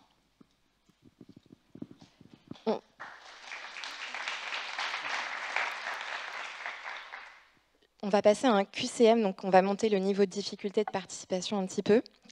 Si je vous dis, je rêve qu'un jour, les personnes au pouvoir ainsi que les médias se mettent à considérer la crise climatique telle l'urgence existentielle qu'elle est vraiment. J'ai 4 propositions. Qui a pu dire ça? Il y en a qui sont plus ou moins drôles. On a de l'humour un peu dans l'équipe à Spark News. Alors, Martin Luther King Jr., Greta Thunberg, Kanye West ou alors José Bové. Donc, on va partir sur... allez, qui a dit ça? Kanye? Est-ce qu'il y a des gens qui pensent que Kanye a dit ça? Bon, ok, super. Je ne vous vois pas, mais c'est pas grave. Je sais que personne n'a levé la main. Greta? Ok. Quelques personnes. José Bové. D'accord, donc les autres, vous pensez que c'est Martin Luther King qui l'a dit? Okay. Bon, c'était Greta. Greta, c'est l'une des personnes dont on a déjà un petit peu parlé ce matin, aujourd'hui et ce soir. On en parle beaucoup dans les médias. C'est l'un des porte-voix de cette fameuse génération climat. Mais il y a plein d'autres jeunes qui font des choses, on l'a vu aujourd'hui. Et il y a plein de jeunes sur les territoires qui ne sont pas forcément là aujourd'hui. Comment est-ce que vous voyez la mobilisation de vos jeunes sur les territoires, sur les questions climat? Et est-ce qu'on parle de Greta dans les territoires en France? Oui, on parle de Greta. Les jeunes, moi, je les sens très mobilisés. Beaucoup, je dirais, dans les villes, dans les milieux étudiants, où il y a quand même beaucoup de mobilisation. Sur Bordeaux, il y a une fille qui s'appelle Pia Benguigui, qui est, je crois d'ailleurs, responsable nationale d'une action sur le climat, à qui on donne la parole. Moi, mon rêve, c'est de donner les clés du camion un jour du journal à Camille Etienne, parce que j'aime beaucoup ce qu'elle fait. Et voilà, je pense qu'effectivement, je pense qu'on ne fait pas assez vis-à-vis, justement, pour donner cette parole aux jeunes. Je pense qu'on a besoin de le faire plus et qu'il faut qu'on le fasse plus, d'après moi. Georges, en parlant de parole aux jeunes, tu me racontais des super histoires tout à l'heure. Oui, des super histoires, on peut dire ça comme ça, mais tout d'abord, Greta Thunberg, c'est un ovni, c'est quelque chose d'absolument incroyable, qui a réussi à faire beaucoup de bruit en parlant très très peu, en fait, au début de son action. Médiatiquement, c'est assez incroyable. Ensuite, quand on lui a tendu le micro, on a compris qu'elle avait quand même 2-3 trucs à dire. Le plus important, c'est qu'elle ait allumé quelque chose chez des jeunes, voire des très jeunes. Et sa rhétorique qui peut être vraiment fracassante parfois, et c'est vrai qu'elle ne mâche pas ses mots. Je pense que quand on l'a en face et qu'on se fait raconter 2-3 trucs, qu'on a une trentaine d'années de politique, je ne dis pas ça pour vous, bien sûr, ça doit faire bizarre, même si ça dure que 10 minutes. Mais bon, voilà, elle le fait. Mais elle a allumé quelque chose, et je vais l'illustrer. Vous verrez, par exemple, on a le 15 septembre, on a dans notre supplément Ici on agit un baromètre sur les Français et la perception qu'ils ont de leur empreinte carbone. Pour animer ce baromètre, on a fait 10 interviews. On a choisi des personnalités différentes, donc on a pris des jeunes et on les a fait parler. Alors il y a des jeunes qui militent dans les associations, ils sont formidables. Il y a un représentant d'Alternativa en Alsace qui explique tout ce qu'il faut faire, qui donne son avis aussi, parce qu'on lui pose des questions. Et bon, il a déjà une certaine expérience. Et il explique que s'il devait être un excellent élève, par exemple, il faudrait qu'il aille se réfugier dans une grotte, qu'il arrête de vivre. Il explique qu'on est quand même dans une société où il faut faire certaines choses avec les outils disponibles, et que c'est très compliqué, mais qu'il faut néanmoins lutter, se battre et essayer de faire le maximum. Ça, c'est pour le militant. Mais il y en a un autre, un collégien, extrêmement jeune. Et mon travail, c'était de prendre les rushs et de garder ce qu'on pouvait dans un temps acceptable. Et j'aurais dû vous montrer. Parce qu'il a une rhétorique à son âge, je lui donne 14 ou 15 ans, pas plus. Il a une rhétorique sur le sujet qui est incroyable, de richesse, de motivation, d'arguments, de chiffres. Alors, je ne sais pas s'il travaille bien à l'école, hein. En tout cas, ses parents peuvent se dire qu'il y a un sujet qui bosse, c'est ce sujet-là. Et à mon avis, il ne s'est pas tombé tout seul. Il a vu des gens comme Greta Thunberg, il a vu ces gens-là s'exprimer, se dire, bah, tiens, moi aussi, je peux m'en occuper, et je peux faire, et me documenter et parler. Alors oui, les jeunes parlent, si ça a eu un impact sur eux, oui. La preuve, au moins une fois. Mais je pense qu'il y en a beaucoup comme ça, qui commencent très jeunes, hein, et jamais trop tôt pour avoir du talent, mais on va en entendre parler dans les années qui viennent de cela. Il y en a peut-être ici, d'ailleurs. Moi, je voudrais rajouter aussi que dans le schéma, dans la presse quotidienne régionale, on a plutôt un lectorat âgé. Donc, c'est un peu compliqué d'amener les jeunes chez nous. Donc, ils sont sur le digital, oui, mais bon, ils ne payent pas. Donc, ils n'ont pas accès à tout ce qu'on fait. Et quand on fait des articles de fond sur l'environnement, on les met en premium, donc ils ne les lisent pas.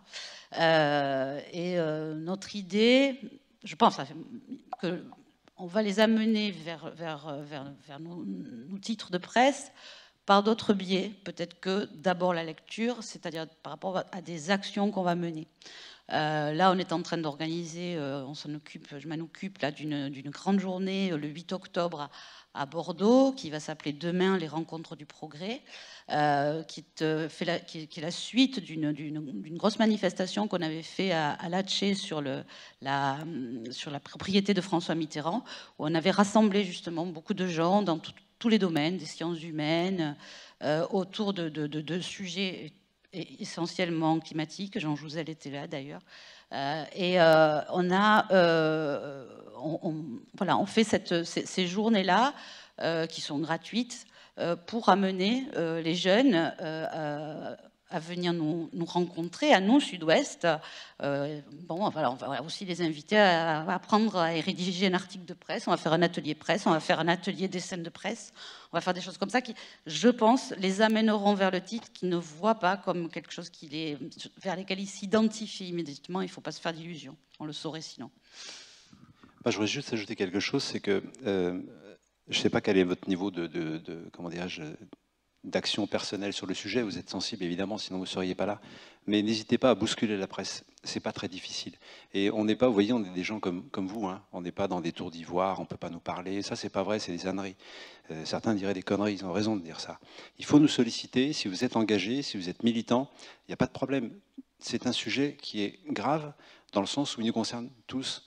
Quand vous agissez, pensez à la presse. Peut-être y a-t-il beaucoup de Parisiens parmi vous. C'est difficile parce qu'il n'y a pas de médias de proximité comme les nôtres à Paris. Mais si vous agissez en région, sollicitez la presse quotidienne régionale. Il y a des agences dans toutes les villes moyennes du territoire. Et cette presse quotidienne régionale, c'est une force que vous ne soupçonnez pas.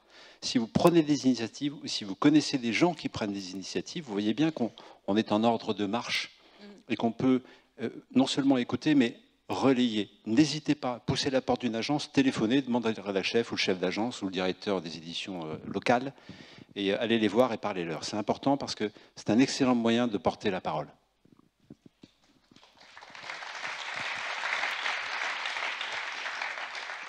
Et en parlant d'engagement des jeunes, il y a aussi des jeunes journalistes qui arrivent dans vos rédactions. Cette nouvelle génération, est-ce qu'elle vous a apporté quelque chose de nouveau dans la manière dont vous traitez ces sujets? Est-ce qu'elle a une nouvelle vision de ces sujets de transition? Oui, évidemment, qu'ils nous bousculent, ils sont dans ils regardent un petit peu, ils nous regardent un peu en dinosaure, effectivement, ça c'est sûr. Mais je trouve que l'environnement, le climat, tout ça, oui, c'est sûr. Moi, je les vois beaucoup plus, les jeunes journalistes mobilisés sur comment on s'adresse justement aux gens qui sont dans des phases, des zones d'exclusion, autour des villes, les troisièmes couronnes, comment on s'adresse à ces gens-là.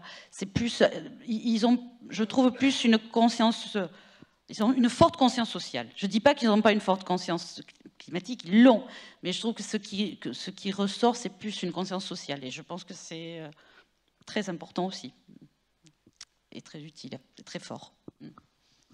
Je suis d'accord avec Marie-Luce, mais la jeunesse, c'est pas homogène. Tout le monde n'est pas engagé de la même manière, tout le monde n'a pas la même vie. Alors évidemment, quand on a des jeunes journalistes qui viennent vers nous, ils ont choisi un métier qui est quand même un petit peu engageant. Donc ils décident de regarder la marche du monde et d'en rendre compte. Donc ceux-là sont effectivement engagés.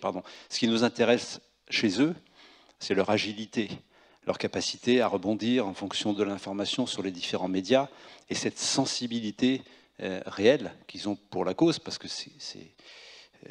j'espère que je choque personne, mais je pense que c'est vraiment plus flippant à 20 ans ce qui se passe qu'à 60. Simple question de calendrier, vous verrez plus tard, malheureusement. Ça ne s'arrête pas, hein. La Terre ne s'arrête pas, je vous confirme, mais non, elle ne s'arrête pas, pour personne. Donc c'est très flippant pour eux, donc ils ont cette conscience, à nous de faire en sorte de rester dans les choses mesurées et, encore une fois, objectives. Mais malheureusement, la jeunesse n'est pas homogène. Vous, vous êtes engagés, tout le monde ne l'est pas, vous le savez, ça fait partie de votre combat. Et nous, dans nos lecteurs, il n'y a pas que des jeunes qui sont engagés pour la cause environnementale, il y a aussi des jeunes qui s'en foutent. Et c'est peut-être un petit peu aussi un problème. Mais vous êtes là, Dieu merci. J'aimerais qu'on revienne à un sujet qu'on n'a pas vraiment abordé au début, qu'on a un peu effleuré, la quantité versus la qualité, et surtout la manière dont on parle des sujets. Parce que nous, à Spark News, le journalisme de solution, c'est quelque chose qu'on porte depuis très longtemps.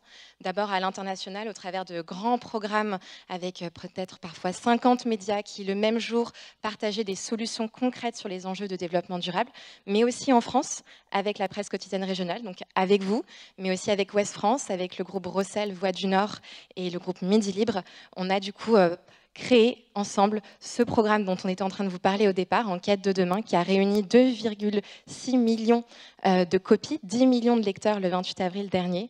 Moi, ma question, c'est qu'est-ce que ça vous a apporté en termes de sujets que vous avez traités? Quels étaient les sujets qui ont le plus marché dans cette publication? J'ai pas regardé, j'avoue, les chiffres de consultation sur le web des articles, mais c'est vrai que d'abord c'était génial parce que c'était diversifié. Il y avait des tiers-lieux dans des histoires de tiers-lieux dans des endroits improbables, avec 100 habitants, un tiers-lieu qui avait été monté par un maire de 88 ans, et le type incroyable, une énergie folle. Il y avait des sujets aussi assez extraordinaires autour de la mer, justement, qu'avait sorti Ouest France. Je cherche un truc qui m'avait marqué, j'arrive plus à m'en souvenir, je suis désolée, mais c'est vrai qu'en fait, on voyait surtout une grande diversité dans plein de domaines de solutions. Et ça, le journalisme de solutions, c'est quelque chose qui monte. Et alors, il a fallu aussi au groupe de presse qu'on leur fasse comprendre, parce qu'il y a un titre extra pour ça, c'est Nice Matin, qui a lancé une opération et qui était les premiers à avoir fait ça, autour justement du journalisme de solution. Il disait aux internautes, voilà, on a 3 sujets, on peut aller chercher les 3 solutions, lequel vous choisissez. Les gens votaient en disant, bon, moi, ce mois-ci, je veux que vous me parliez de ce sujet, des abeilles, par exemple. Et là, les journalistes se mettaient en quête pendant plusieurs semaines et sortaient des tas d'articles sur ce sujet pour montrer où étaient les solutions. Ils continuent, je crois, à le faire, c'est génial. Et on s'est aperçu surtout que ces sujets-là, dans la presse, ils marchaient très fort. C'est-à-dire, il y a un problème, quelle est la solution? Et on vous l'apporte. Et ça, c'est assez nouveau. En fait, ça date de, je pense qu'il n'y a pas plus de 5-6 ans que ça prend dans les médias. Et ce qu'il y a, c'est qu'il y a une forte lecture de ça. Et les gens qui s'aiment, notre rubrique qui est aussi inspirée de cette méthode, on voit bien qu'elle prend, elle imprime vraiment dans la tête des gens. Alors, pour revenir sur ce qu'est le journalisme de solution, il faut savoir qu'en général, dans la presse, on a la réputation de ne pas parler des trains qui arrivent à l'heure. Et pour qu'on perçoive bien la chose, il y a une tendance de fond qui a émergé, qui consiste à aller voir effectivement ce qui se fait de bien, de mieux, et pour servir la notion d'exemplarité qui est si difficile à atteindre. Effectivement, nous, en presse quotidienne régionale, très franchement, il y a quelques années encore, ce n'était pas trop notre truc, pour parler clairement. On ne parlait pas des trains qui arrivent à l'heure. Si vous cherchez des faits divers, évidemment, vous en trouverez chez nous. C'est normal, ça se passe à côté de chez vous. C'est un peu ça aussi, notre métier. Ce qu'on a fait ensemble, avec ce supplément Enquête de demain, c'est qu'on a été obligé de revisiter nos sujets, de ressolliciter notre mémoire pour aller trouver des idées à propos de choses qu'on avait peut-être effleurées. Tiens, c'est sympa, une pouponnière à poissons, c'est bien. Sauf que là, avec le journalisme de solution, il faut aller voir. Il faut aller voir comment ça marche. Il faut expliquer pourquoi c'est important. Il faut aussi dire quelle perspective ça peut donner. Et là, on se rend compte qu'on est obligé de partir d'un sujet sympa, qu'on avait peut-être fait un jour en magazine, en dernière page. Ouais, il est super le mec, t'as vu, il a fait des poissons vachement bien. Sauf que maintenant, il faut aller dans le détail et vraiment regarder et faire son travail. Ça, c'est valable pour la pouponnière à poissons dans la mer, mais c'est valable aussi pour le site industriel. Moi, c'est un sujet qui m'a beaucoup plu parce qu'on n'imagine pas que pour sauver la planète, il y a une industrie qui doit se mettre en place. On ne peut pas gérer la question des déchets, par exemple, ou créer des carburants non fossiles sans qu'il y ait une industrie derrière. Et cette famille qui s'est engagée et qui a créé un consortium industriel, c'est super moche, hein, la photo, elle est terrible, on dirait une grosse usine et tout, sauf que eux, ils contribuent activement à réduire les émissions de CO2 parce qu'ils proposent de recycler ou ils proposent également des carburants alternatifs. Moi, ce que j'ai préféré, c'est chez nous, dans la Drôme. Alors vous allez dire que je vais jouer sur les sentiments, mais pas du tout. C'est une école qui est particulière. Les enfants font classe dehors. Et quand ils ont un sujet qu'on appelait à notre époque Sciences Nat, maintenant, je ne sais plus comment c'est, SVT peut-être. SVT. Mais ils ne sont pas là, ils sont vraiment petits. Ils font. Quand on parle de légumes, de plantes, ils ont les plantes, ils ont la terre, ils plantent, ils regardent. Et ça ne les empêche absolument pas de faire des maths, de faire du français, de faire de l'histoire géo. Sauf que, à partir du moment où on leur met les pieds et les mains dans la terre, on leur dit, voilà, la nature c'est ça, c'est votre environnement, il faut faire attention. Et quand on regarde pousser les choses, c'est un peu différent. Ce sujet-là, je l'ai aimé, il est drômois, il a super bien marché chez nous, sur Internet, il a fait un carton. C'est normal, parce que c'était juste la vérité de la vie de tous les jours de ces mômes qui vont apprendre et qui vont grandir en étant très proches de leur réalité, de leur nature. Ouais, et il y avait aussi quelque chose que j'ai trouvé extra aussi, je crois que ça venait du Midi Libre, ça s'appelait Railcoop, c'est une boîte qui utilise la concurrence du réseau ferré qui est ouverte maintenant et qui va elle-même sortir des lignes de voies ferrées avec des trains qui ne passent plus dans des moindres villages. Donc, je crois qu'elle va partir de Lyon jusqu'à, même jusqu'à Bordeaux, justement. On va mettre 7 heures, mais on va faire ça comme ça tout doucement. Et toutes les villes, les petites villes qui sont aujourd'hui désertées de ce centre de la France, va pouvoir revivre grâce au train. Enfin, il y aura enfin le train qui va repasser là, sur cette ligne qui traverse la France d'est en ouest, et qui aujourd'hui, eh bien, si vous voulez aller de Bordeaux à Lyon, aujourd'hui, vous passez par Paris, quoi. Il n'y a pas d'autre choix. Donc, le fait de voir à nouveau les territoires ressuscités par le train, c'est quand même quelque chose de bien. Et en plus, on peut prendre le temps, justement, du voyage. Et la bonne nouvelle, du coup, c'est qu'Enquête de demain, ça reprend en fin d'année, qu'on est ravis de vous avoir avec nous et encore plus de médias, et qu'on se pose beaucoup de questions en ce moment sur comment est-ce qu'on peut engager les jeunes encore plus. Et pour moi, ma dernière question pour vous ce soir, ce sera justement qu'est-ce qu'on peut faire? Est-ce que c'est sur le digital? Est-ce qu'on arrive à aller plus loin sur de l'événementiel? La bonne nouvelle, c'est que tous les articles d'Enquête de demain sont accessibles gratuitement sur tous les médias, donc il n'y a pas besoin d'être abonné. Oui, ça c'est important, c'était génial aussi. Merci, parce qu'on a réussi à faire ça ensemble et on a tous été d'accord pour tout mettre en gratuit et de le mettre à disposition de tout le monde. Ça, c'était vachement bien. Oui, moi je pense qu'effectivement, c'est évidemment sur le digital qu'il faut aller. Je crois que l'essentiel surtout, bon, évidemment le fond, il est important, il faut se poser la question, il faut effectivement sur chaque sujet avoir une exigence et amener les solutions, justement, pour éviter parfois les effets anxiogènes. Mais je crois que c'est aussi la forme, parce que finalement, on peut peut-être faire beaucoup, mais si ça ne se voit pas, ça ne sert pas à grand-chose. Je parlais avec vous, qui êtes au Figaro, qui travaillez depuis des années, qui faites apparemment un boulot incroyable. Bon, mais voilà, si on est dans les tréfonds du net et que c'est pas mis en avant, pas mis en valeur, que c'est pas mis en forme aussi sur le print de façon cohérente, visible, ça servira à rien. Donc c'est important de faire ça aussi. Georges, 30 secondes de mot de la fin, tu dois prendre un train. Non, je vais faire court.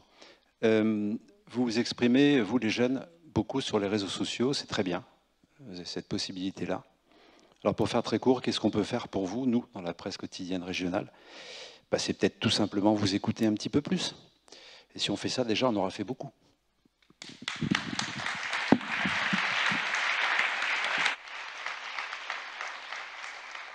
Merci beaucoup, merci pour ces interventions.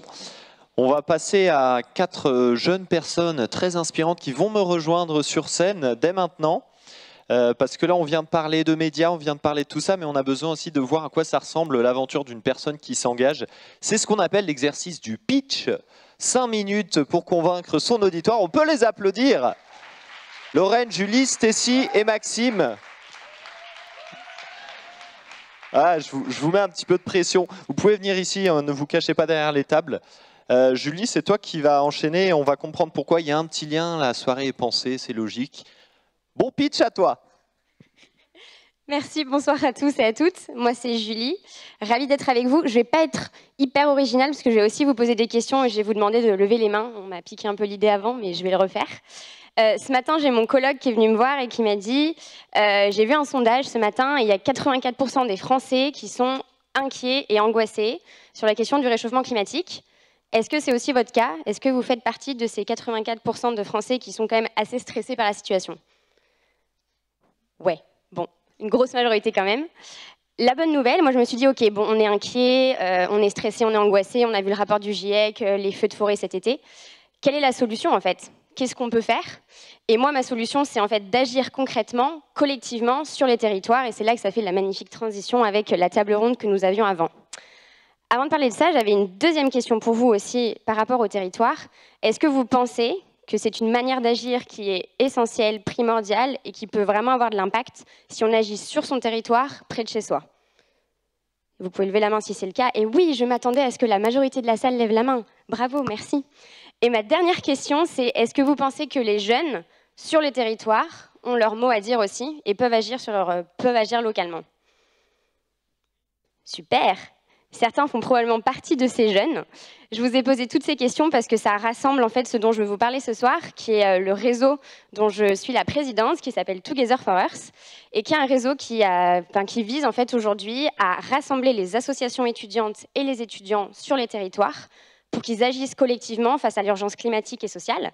On a 60 associations membres partout sur le territoire, dans beaucoup de villes, et notre but, c'est de créer des antennes locales et de fédérer ces associations sur les territoires. L'idée, on part du principe qu'en fait, si on la joue collectif et si on est en coopération et qu'on travaille ensemble, on ira beaucoup plus loin. Donc ce qu'on fait, c'est que par exemple, je vais dans la ville de Toulouse, il y a pas mal d'associations étudiantes qui existent, des associations écolos, des associations de solidarité, qui agissent sur leur campus. Donc nous, on va leur dire, c'est trop bien ce que vous faites dans votre université, mais imaginez si vous vous mettez toutes autour de la table, les associations des universités, des écoles de commerce, des écoles d'ingénieurs, des DUT, des BTS, vous vous mettez ensemble et vous agissez collectivement sur votre territoire. Ça fait quand même plus sens. Donc c'est ça qu'on fait, on les accompagne, on forme les étudiants et on les incite à agir vraiment. Et je vais vous donner des exemples concrets parce que c'était aussi le but de ce pitch, c'est que je sois concrète et que je vous montre ce que ça fait. Et notamment, du coup, à échelle locale, notamment aussi, on parlait des groupes de presse, mais on travaille aussi beaucoup avec la presse locale qui met en avant ces actions et voilà, ces témoignages de jeunes. Par exemple, à Toulouse, les étudiants se sont mobilisés pour la rentrée climat. Vous connaissez peut-être la fresque du climat, qui est un outil pédagogique génial pour comprendre les causes et les conséquences du changement climatique. Ils se sont bougés pour que la fresque du climat soit obligatoire dans tous les établissements de Toulouse de l'enseignement supérieur. Qu'est-ce qu'ils ont fait aussi? Ils sont très forts. Ils sont très très forts. Ils ont organisé les marches et les grèves pour le climat en 2019. Ils ont créé un guide des bonnes adresses écolo partout dans la ville de Toulouse. Si je pars un peu plus haut, à Nantes, pareil, ils se sont mobilisés ces derniers temps par rapport à la loi climat. Ils sont allés devant la permanence des députés, ils ont fait du phoning, ils ont harcelé un peu les députés en leur disant « En fait, il y a une demi-loi climat, qu'est-ce que vous allez faire pour changer ça ?» Ils sont allés aussi intervenir dans des écoles primaires pour sensibiliser les plus jeunes. Des actions très concrètes, en fait, qui partent de personnes qui ne se sont jamais engagées avant, mais qui peuvent le faire petit à petit et ça fait sens pour eux. Par exemple, à Saint-Étienne, il y a des jardins partagés qui ont été créés. Et à Grenoble, on a aussi un festival qui s'appelle le festival Game Over. 3 jours de conférences, d'ateliers, de choses pratiques pour inciter les jeunes à se questionner, à débattre et à agir. J'avais vraiment envie d'être très concrète dans ce pitch pour vous montrer que oui, ça existe ces solutions et que vous tous, vous faites partie aussi de la solution. Et je pense que c'est en étant collaboratif, en étant dans la coopération, en étant ensemble que ça fonctionne. Et pour revenir sur les groupes de presse, on a beaucoup travaillé avec notamment le groupe La Dépêche à Toulouse qui a beaucoup soutenu ce qu'on a fait et on a besoin de faire parler de ça. On a besoin des groupes de presse, on a besoin de s'emparer des médias pour faire monter le sujet et que ça devienne le sujet primordial en fait et que ça résonne et que ça fasse sens. Voilà, c'est ce que je voulais vous dire ce soir. N'hésitez pas si vous avez des questions. Évidemment, vous êtes tous et toutes les bienvenus dans ces réseaux et on a la rage de vivre et on va continuer à l'avoir.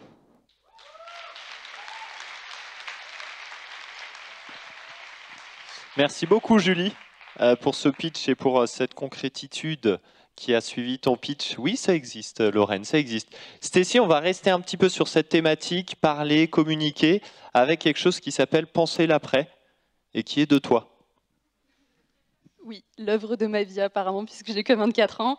Donc bonsoir à toutes et à tous, je m'appelle Stécie, comme je viens de le dire, j'ai 24 ans et si je suis ici ce soir avec vous, c'est parce que je suis activiste pour le climat et journaliste. Donc quand on dit activiste pour le climat, souvent ce qu'on pense c'est quelqu'un qui s'est réveillé un beau matin en se disant bah, je vais sauver les ours polaires, je vais aller sauver la banquise et les glaciers. Mais en fait c'est un petit peu plus compliqué que ça parce que oui, on a peut-être certains d'entre vous qui se sont réveillés un beau jour en se disant ça, mais pour la plupart d'entre nous, c'est une décision, c'est un engagement qui est né dans l'intime. C'est quelque chose qui vous a bouleversé un jour dans votre quotidien et qui vous a suivi, qui a vraiment grandi en vous. Et ça a été le cas pour moi, parce que mon engagement, il a commencé avec quelque chose qui s'est passé lorsque j'avais 19 ans, puisque j'ai commencé à souffrir d'une maladie chronique inflammatoire, donc qui touchait à mon système digestif, mes articulations, donc ça a rendu ma vie un petit peu plus compliquée. Donc j'ai commencé à enchaîner les rendez-vous chez les docteurs, voilà, qui me disaient bon, on ne sait pas ce que tu as, tu vas te débrouiller. Et je me suis débrouillée, puisqu'en effet, j'ai commencé à me poser des questions. Les premières questions, c'était sur mon mode de vie. Qu'est-ce que je mangeais? Est-ce que je faisais assez de sport? Parce qu'on en a eu des campagnes qui nous ont dit que si on n'allait pas bien, il fallait manger, bouger et faire un petit peu toutes ces choses à l'échelle personnelle. La deuxième chose que j'ai pu faire, ça a été de regarder mon environnement, l'endroit où je vivais. Et il y a une chose que je ne vous ai pas dite en commençant ce speech, c'est que j'ai grandi dans une petite ville du sud de la France qui s'appelle Berlétan, vous pouvez aller checker, c'est 15 000 habitants, donc c'est tout petit. Et il y avait une usine pétrochimique dans cette ville.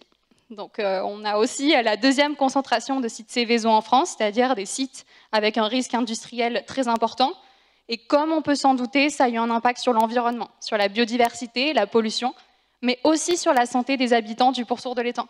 Donc il y a une étude qui a été faite, et c'est pas hyper joyeux, parce qu'on s'est rendu compte qu'on avait une moyenne de cancer qui était 2 fois le taux national. Ce qui n'est pas négligeable quand même, parce qu'on se retrouve avec 14% des femmes interrogées qui ont eu des cancers.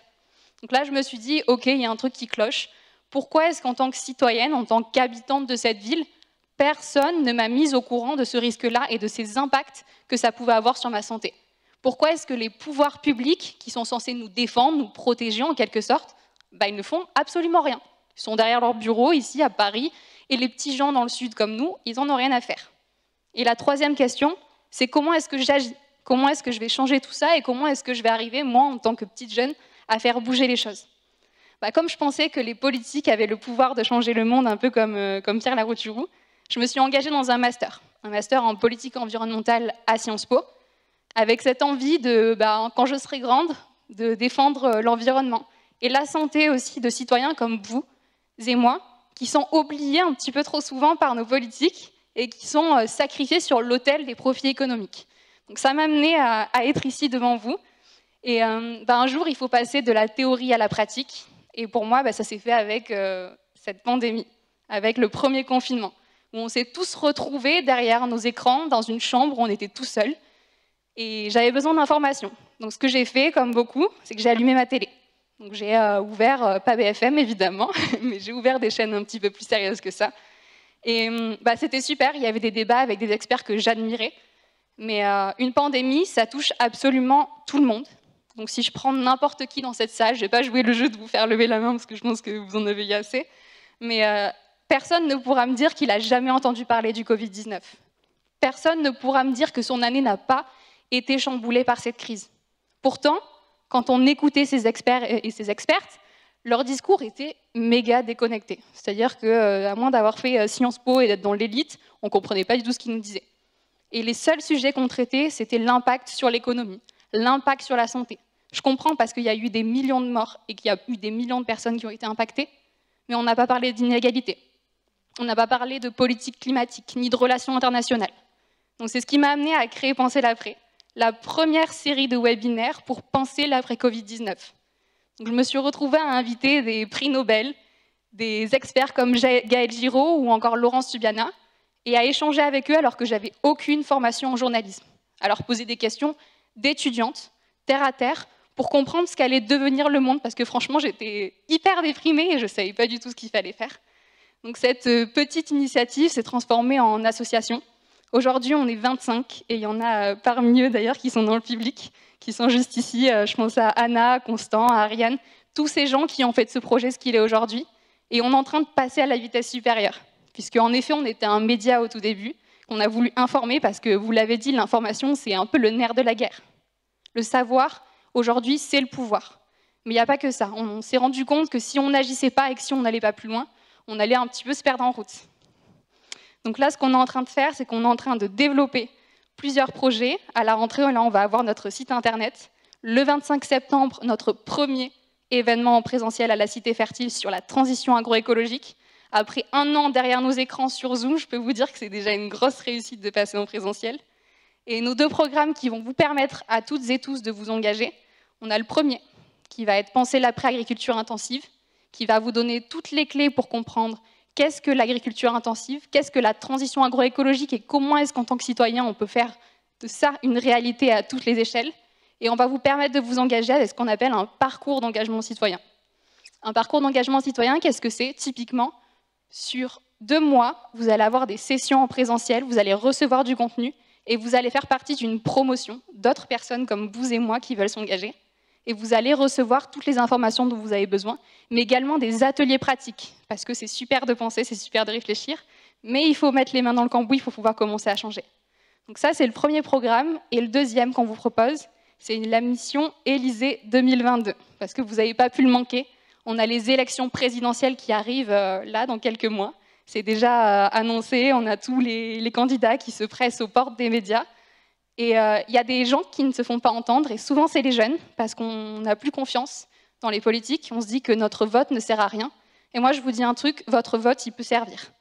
Aujourd'hui ce sera peut-être 2000, 3000 voix qui permettront de faire basculer, ou en tout cas de montrer qu'on en a marre, et que nos valeurs, on peut les porter uniquement avec des pancartes, on peut se faire entendre, mais on peut aussi dépasser ça, élargir le champ de l'action collective, en montrant que la jeunesse, il faut aussi la prendre en compte dans les décisions politiques et dans les instances. Donc si vous avez envie de vous mobiliser sur ces 2 programmes, sachez qu'on a besoin d'énergie, on a besoin de cerveau, on a besoin de vous. Donc n'hésitez pas à nous rejoindre dans Penser l'après. Merci beaucoup Stécie.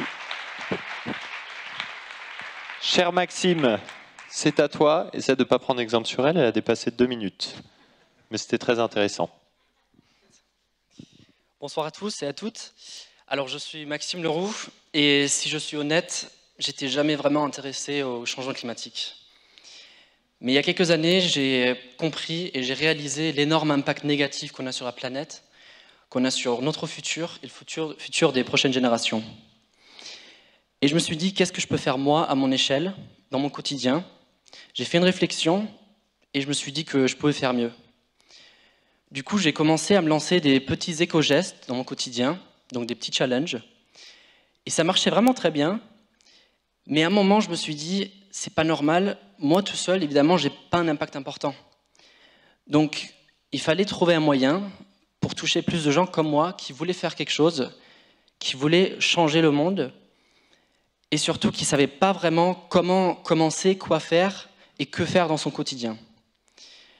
Du coup, j'ai créé une application mobile, un prototype, qui propose un éco-geste par jour, tout simplement. Et juste après 1 an, on était déjà plus de 10 000 personnes à l'avoir utilisé et testé partout dans le monde. Et on avait un impact. Parce que tout à coup, chaque utilisateur voyait son propre effort multiplié par toute la communauté mondiale. Et quand je parle d'impact, avec One Safe a Day, on a un impact impact direct et un impact indirect, pas d'impact négatif, heureusement. enfin j'espère. Et l'impact direct, c'est tout simplement les résultats de nos actions, donc une émission carbone réduite, des ressources économisées. Et l'impact indirect, je pense que c'est là que ça devient vraiment intéressant, c'est qu'en faisant ces gestes, on en adopte certains et on transforme son propre style de vie en un style de vie plus éco-responsable. Et je l'ai vu à mon propre exemple. Et il y a pas mal de gens qui disent quand même que des actions individuelles, ça ne sert pas à grand-chose parce que c'est les industries, les entreprises, les politiques qui doivent changer, qui a le pouvoir. Et je suis d'accord, c'est vrai. Par contre, il y a des études aujourd'hui qui nous montrent qu'en faisant des actions individuelles, on influence également les personnes autour de nous. Et on les influence naturellement à changer ou à faire évoluer leur comportement et aussi adopter ce style de vie plus éco-responsable. Et c'est là, quand on commence à changer les personnes autour de nous, qu'on commence à changer le comportement de notre société. Et c'est là, au final, où les entreprises, la politique, va réagir et va répondre, va s'adapter à la demande, à la société. Donc après cette année de phase de test de l'application, on a eu énormément de feedback positif et aussi du feedback qui nous montrait ce qu'il fallait comme fonctionnalité à notre audience pour encore plus agir et pour adopter ce style de vie plus éco-responsable. Et on a commencé en début d'année à développer une deuxième version, la première version complète de One Safe a Day. Et c'est à ce moment-là qu'il y a Pierre Quintard, le président de l'Institut Jane Goodall, qui m'appelle et qui me dit que Jane Goodall a lu un article sur One Safe a Day. Et il me dit que Jane Goodall trouve que le projet est intéressant puisque ça met en pratique ce qu'elle affirme depuis des années, c'est-à-dire que chacun entre nous peut faire la différence, chaque individu et chaque geste compte, et que si nous agissons tous ensemble et que nous réunissons, on peut faire la différence et changer le monde. Donc c'est avec notamment le soutien de Jane Goodall aujourd'hui qu'on veut faire grandir ce mouvement mondial et qu'on veut aider à des milliers, voire des millions de personnes à adopter des styles de vie plus éco-responsables. Et aujourd'hui, je suis là parce que je cherche des soutiens, des partenaires, mais surtout, on vient de lancer cette version complète sur iPhone, donc sur iOS, il y a quelques semaines, et on va lancer l'application sur Android dans les prochaines semaines. Donc s'il y en a d'entre vous qui ont envie de faire des petits challenges au quotidien, d'influencer les personnes autour de nous et de faire évoluer son propre style de vie, je vous invite à la télécharger, elle est gratuite, et on se revoit sur l'application. Merci. Merci Maxime. Et on finit cette mitraillette de pitch avec une autre initiative qui est née, je crois, pendant ce confinement, le premier confinement, avec Lorraine Miller. Merci Vianney Louvet. Bonjour à tous, je m'appelle Lorraine. Pas très originale, mais moi aussi j'ai quelques petites questions à vous poser. Et du coup, je vous propose de vous lever si vous vous reconnaissez dans ce que je vais dire. Est-ce que vous vous êtes déjà dit, moi m'engager, c'est pas pour moi parce que je sais pas faire et ouais, c'est pas pour moi. Je sais pas faire. Ok, bon, ok, vous savez faire, super. S'engager, c'est pas pour moi parce que j'ai pas le temps. Ok, ok. S'engager, c'est pas pour moi parce que de toute façon, ça sert à rien à mon échelle, je peux rien changer. Vous avez déjà dit ça? Ok. Bah ouais, on sait, les enjeux d'aujourd'hui, en vrai, ça fait flipper. Clairement, moi, je faisais partie de la team Les News, ça me fait flipper. Le GIEC, le rapport du GIEC cet été, la crise afghane, les incendies, etc. Moi, je sais pas vous, mais moi, ça m'a plutôt donné envie juste d'éteindre mon téléphone pour fuir les notifications du monde. Et c'est facile de se dire que on est juste une petite goutte d'eau dans un océan, qu'à notre échelle on peut rien changer, que tout ça c'est parce que les politiques et les entreprises ne changent pas, etc., etc.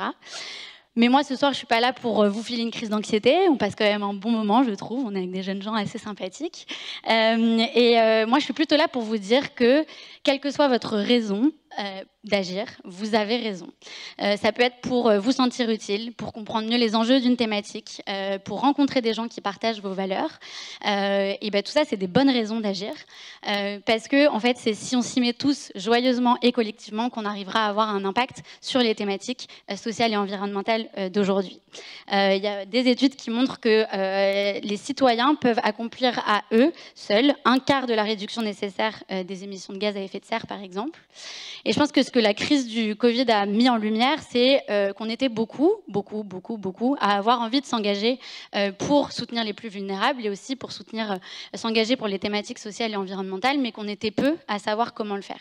Et c'est pour ça que chez Make Sense, on a lancé le programme Réaction. Le programme Réaction, l'objectif, c'était de pouvoir accompagner et guider les citoyens dans le passage à l'action, parce qu'on sait que parfois, juste, on ne sait pas faire, on ne sait pas vers quelles associations se tourner.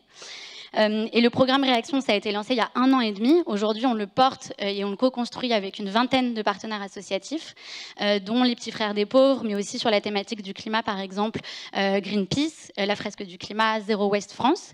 Et c'est un programme de 2 semaines dont l'objectif est de pouvoir aider les gens à s'engager sur une des 5 thématiques que vous voyez derrière moi, donc le climat, les seniors isolés, les nouveaux arrivants, l'alimentation durable et les personnes sans abri. Et concrètement, comment est-ce que ça marche? Pendant 2 semaines, vous rejoignez une promo de 15 personnes. Ça commence sur votre canapé avec un Zoom, parce que parfois, ça fait un petit peu peur, le premier moment où on va passer à l'action. Et ça finit avec des actions concrètes autour de chez vous. Pendant 15 jours, vous allez recevoir un mail par jour avec à la fois des infos sur la thématique que vous avez choisie et des suggestions d'actions à effectuer depuis chez vous, dans votre quartier, avec tout plein de kits et de guides pour vous aider dans le passage à l'action. Avec votre promo, vous allez avoir une boucle WhatsApp qui va vous permettre d'échanger quotidiennement et vous êtes guidé et encouragé par ce qu'on appelle chez Make Sense un mobilisateur ou une mobilisatrice, qui est quelqu'un qu'on a formé à des méthodes d'animation de communauté et qui est vraiment là pour encourager le groupe. Tous les 3 jours, vous avez un call pour parler un peu des actions, de est-ce que vous avez réussi, pas réussi, qu'est-ce qui vous bloque. L'idée, c'est vraiment que le collectif puisse permettre de passer à l'action.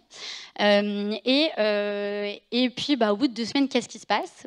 Si tout va bien, vous aurez compris les enjeux de la thématique que vous aurez choisie et vous serez passé à l'action, vous aurez peut-être fait vos premiers pas de l'engagement.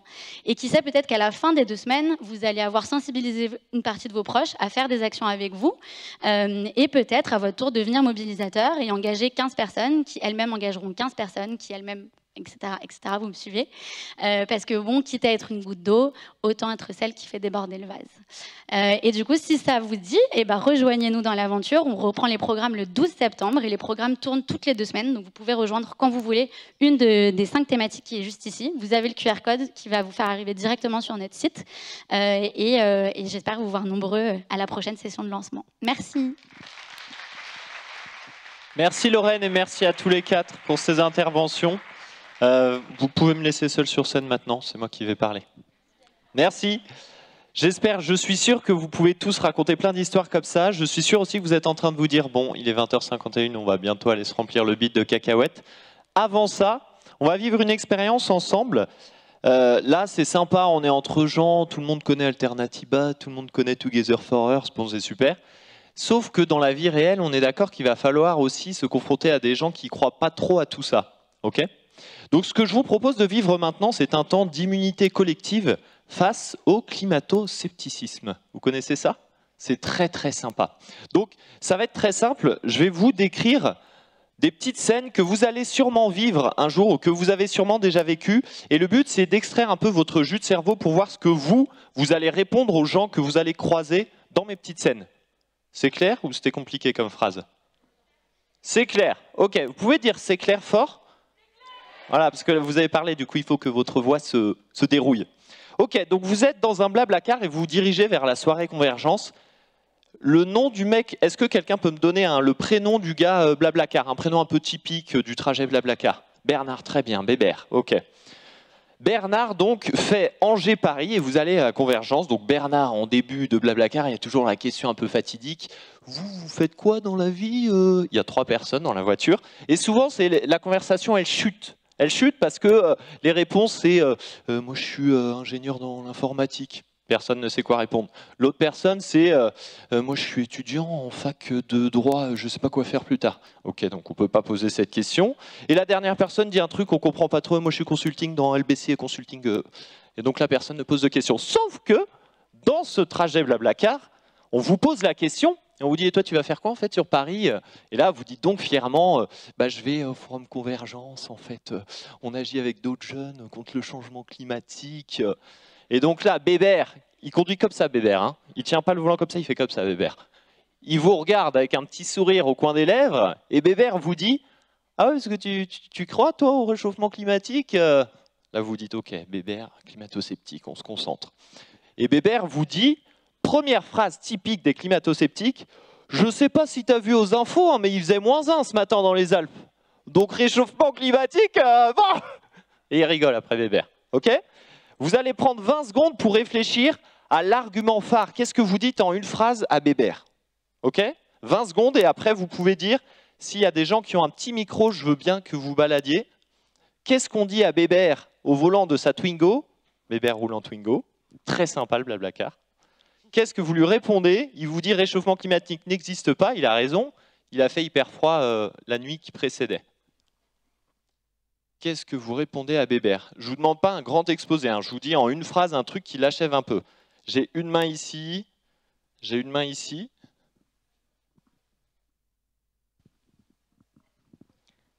Tout simplement que la météo ne reflète pas le climat. C'est deux choses différentes. C'est joliment dit. C'est très joliment dit. Est-ce que quelqu'un veut compléter avec ça? Donc la différence entre météo et climat. Oui. Moi, je dirais que c'est moins le réchauffement climatique que le dérèglement climatique, du coup. Ok. Donc d'accord, tu mets une petite balayette à Bébert sur le réchauffement. Ouais. Prenez des notes parce que ce genre de phrase va revenir. Une dernière petite idée, ici.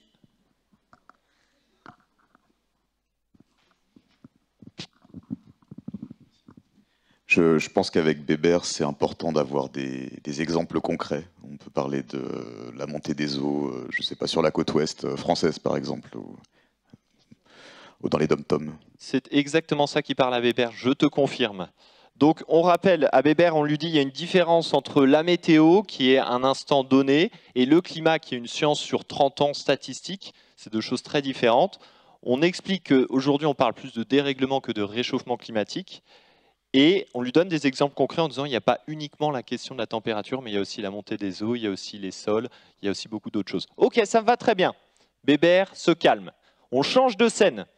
Vous êtes à la crémaillère d'un de vos potes. Je veux bien aussi le prénom de ce garçon. Barthélemy, c'est super long, Barthélemy. Bart, ok, Bart, très bien. Donc on va à la crémaillère de Bart. Vous ouvrez la porte. Et souvent, quand vous arrivez en soirée comme ça, vous pouvez sentir que l'ambiance n'est pas bonne. Vous vous dites, oh putain, j'aurais jamais dû venir ici, mais c'est trop tard. Vous avez ouvert la porte et Bart est là, trop cool que tu sois là. Donc dans ce cas-là, pour se donner un peu de consistance, qu'est-ce qu'on fait? On file au buffet. Ok, vous êtes tout seul, mais vous allez au buffet. Qu'est-ce qu'il y a sur le buffet, typique d'un buffet de crémaillère? Est-ce que vous pouvez me décrire ce buffet, qu'on se voit bien dans la scène? Des au jambon, t'as dit? Ah oui, des pizzas au jambon, bien sûr, des petits carrés de pizza. Ouais, ok, des carrés de pizza. On s'empiffre de carrés de pizza, parce qu'on est un peu stressé. Du pâté en croûte, excellent, du pâté en croûte. Et donc vous êtes là comme ça face à ce buffet. Du coup, je n'avais pas prévu de dire ça, mais en fait, comme vous dites que de la viande, vous êtes face à ce buffet comme ça, et vous ne mangez que des cacahuètes. Et à côté, il y a votre copain, Lucien, très bon ami de Bart. Lucien qui arrive et qui vous dit « Pourquoi tu bouffes pas de pizza? Elle est délicieuse cette pizza !» Vous dites à Lucien, en fait, Lucien, je suis végétarien, c'est-à-dire que je ne mange pas de viande. Lucien vous regarde de manière un peu étrange, vous paraphrasez un peu, vous expliquez, puis au bout d'un moment, donc Lucien vous dit, mais il ne faut pas que tu paniques, mon gars. Attention, phrase climato-sceptique. Mais la technologie, les scientifiques, ils vont s'en emparer de ce problème, il n'y a pas de souci. La technologie va nous sauver. Qu'est-ce que vous répondez à ce cher ami? Qu'est-ce que vous répondez à Lucien? Et Bart pense comme lui, donc à Lucien et Bart. Une petite main qui se lève là-bas. Alors moi, je parlerais d'effet de rebond. À chaque fois qu'on croit trouver une super solution, en fait, du coup, ça entraîne une accélération des mauvaises pratiques qui, finalement, ont un effet encore presque pire qu'avant la super solution technologique.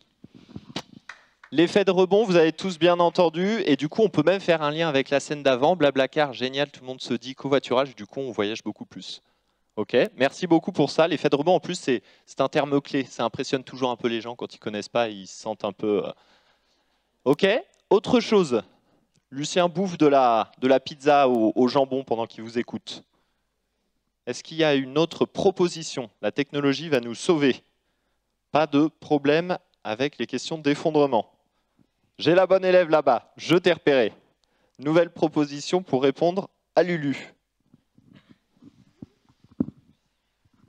Alors Lulu, on peut lui dire que chaque technologie a un coût en ressources, en énergie, en argent, et qu'on est dans une planète finie, et que ces ressources ne sont pas infinies, du coup, et que donc il faut faire très attention à ce dans quoi on dépense de l'énergie, de l'argent, etc. Et il faut plutôt s'orienter vers des modèles qui consomment moins, qui sont moins demandeurs en ressources, parce que tout ça, ça a un énorme impact sur l'environnement.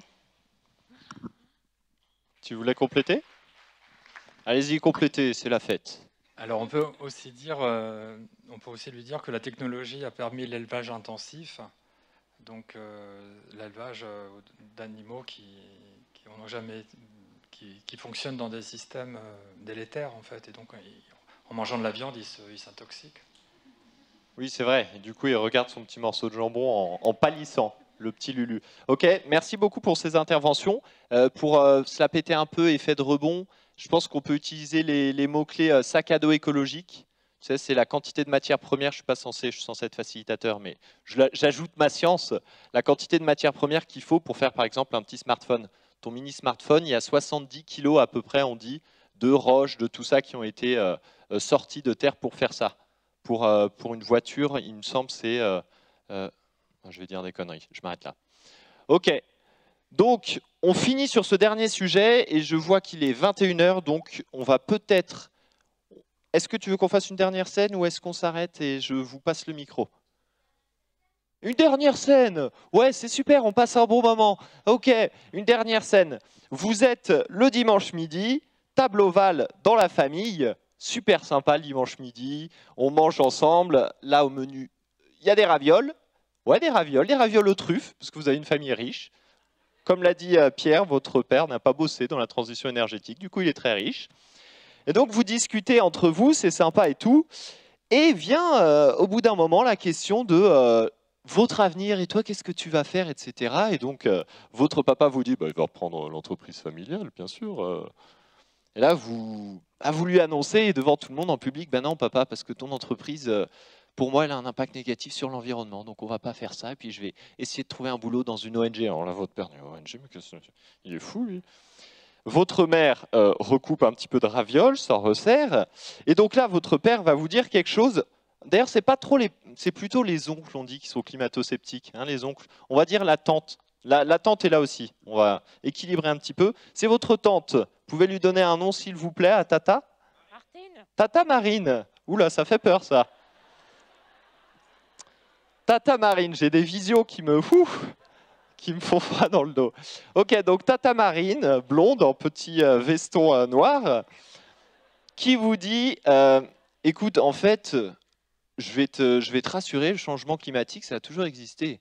Si tu regardes dans le passé, le Groenland était vert il y a 100 000 ans. Hein. Donc voilà, c'est un cycle, c'est naturel. C'est naturel, qu'est-ce qu'on y peut, moi? Tata Marine se resserre un peu de ravioles. Et puis elle vous donne un petit tract du Rassemblement. Non, je rigole. Ok, donc, que fait-on? Que fait-on face à Tata Marine? Une main ici.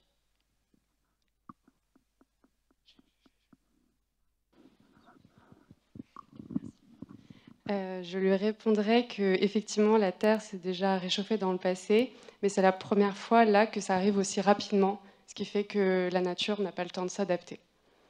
Ok, super intéressant. Donc la temporalité, la rapidité du changement. D'autres compléments pour Tata Marine, là-bas? Moi, je répondrais que oui, il y a déjà eu des changements climatiques. Ça a mené à l'extinction des espèces et que du coup, on va pas tarder à mourir. Et là, Tata Marine regarde son papa Jean-Marie. C'est vrai ce qu'elle dit? Ok. Moi, je lui demanderais quelle étude elle a fait. Et si ce n'est pas des sciences, je lui dirais que je préférais croire ce que disent les experts du GIEC que son avis. C'est chaud. Ok. Est-ce que je prends une dernière... Est-ce que j'ai une dernière prise de parole là-dessus?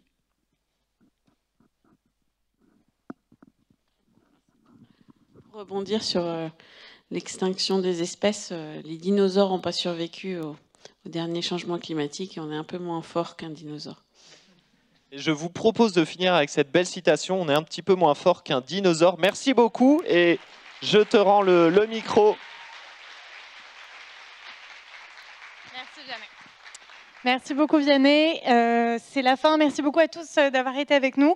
Je vous propose de monter pour qu'on passe tous un bon moment autour d'un petit verre et d'un petit casse-croûte. Si vous voulez, mettez-vous un petit challenge et dites-vous que vous trinquez avec une personne que vous ne connaissez pas encore. Comme ça, vous rencontrez quelqu'un. Si ça se trouve, il y a des gens qui sont venus tout seuls, qui n'ont pas d'amis, ils ont un peu besoin de vous rencontrer. Peut-être que vous allez vous marier avec eux, d'ailleurs, on ne sait pas. Et puis, vous allez peut-être vous engager avec eux aussi dans une asso, dans un mouvement auprès des jeunes qu'on a entendus ce soir. Donc, ce serait trop cool. Allez vers les autres. Et surtout, restez avec nous pour qu'on boive un verre et qu'on prolonge ce moment. Et merci beaucoup à vous d'avoir été là.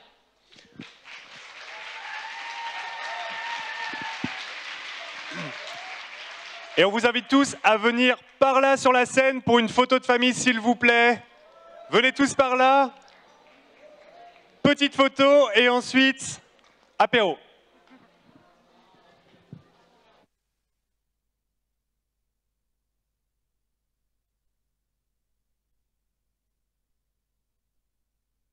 Ah ouais.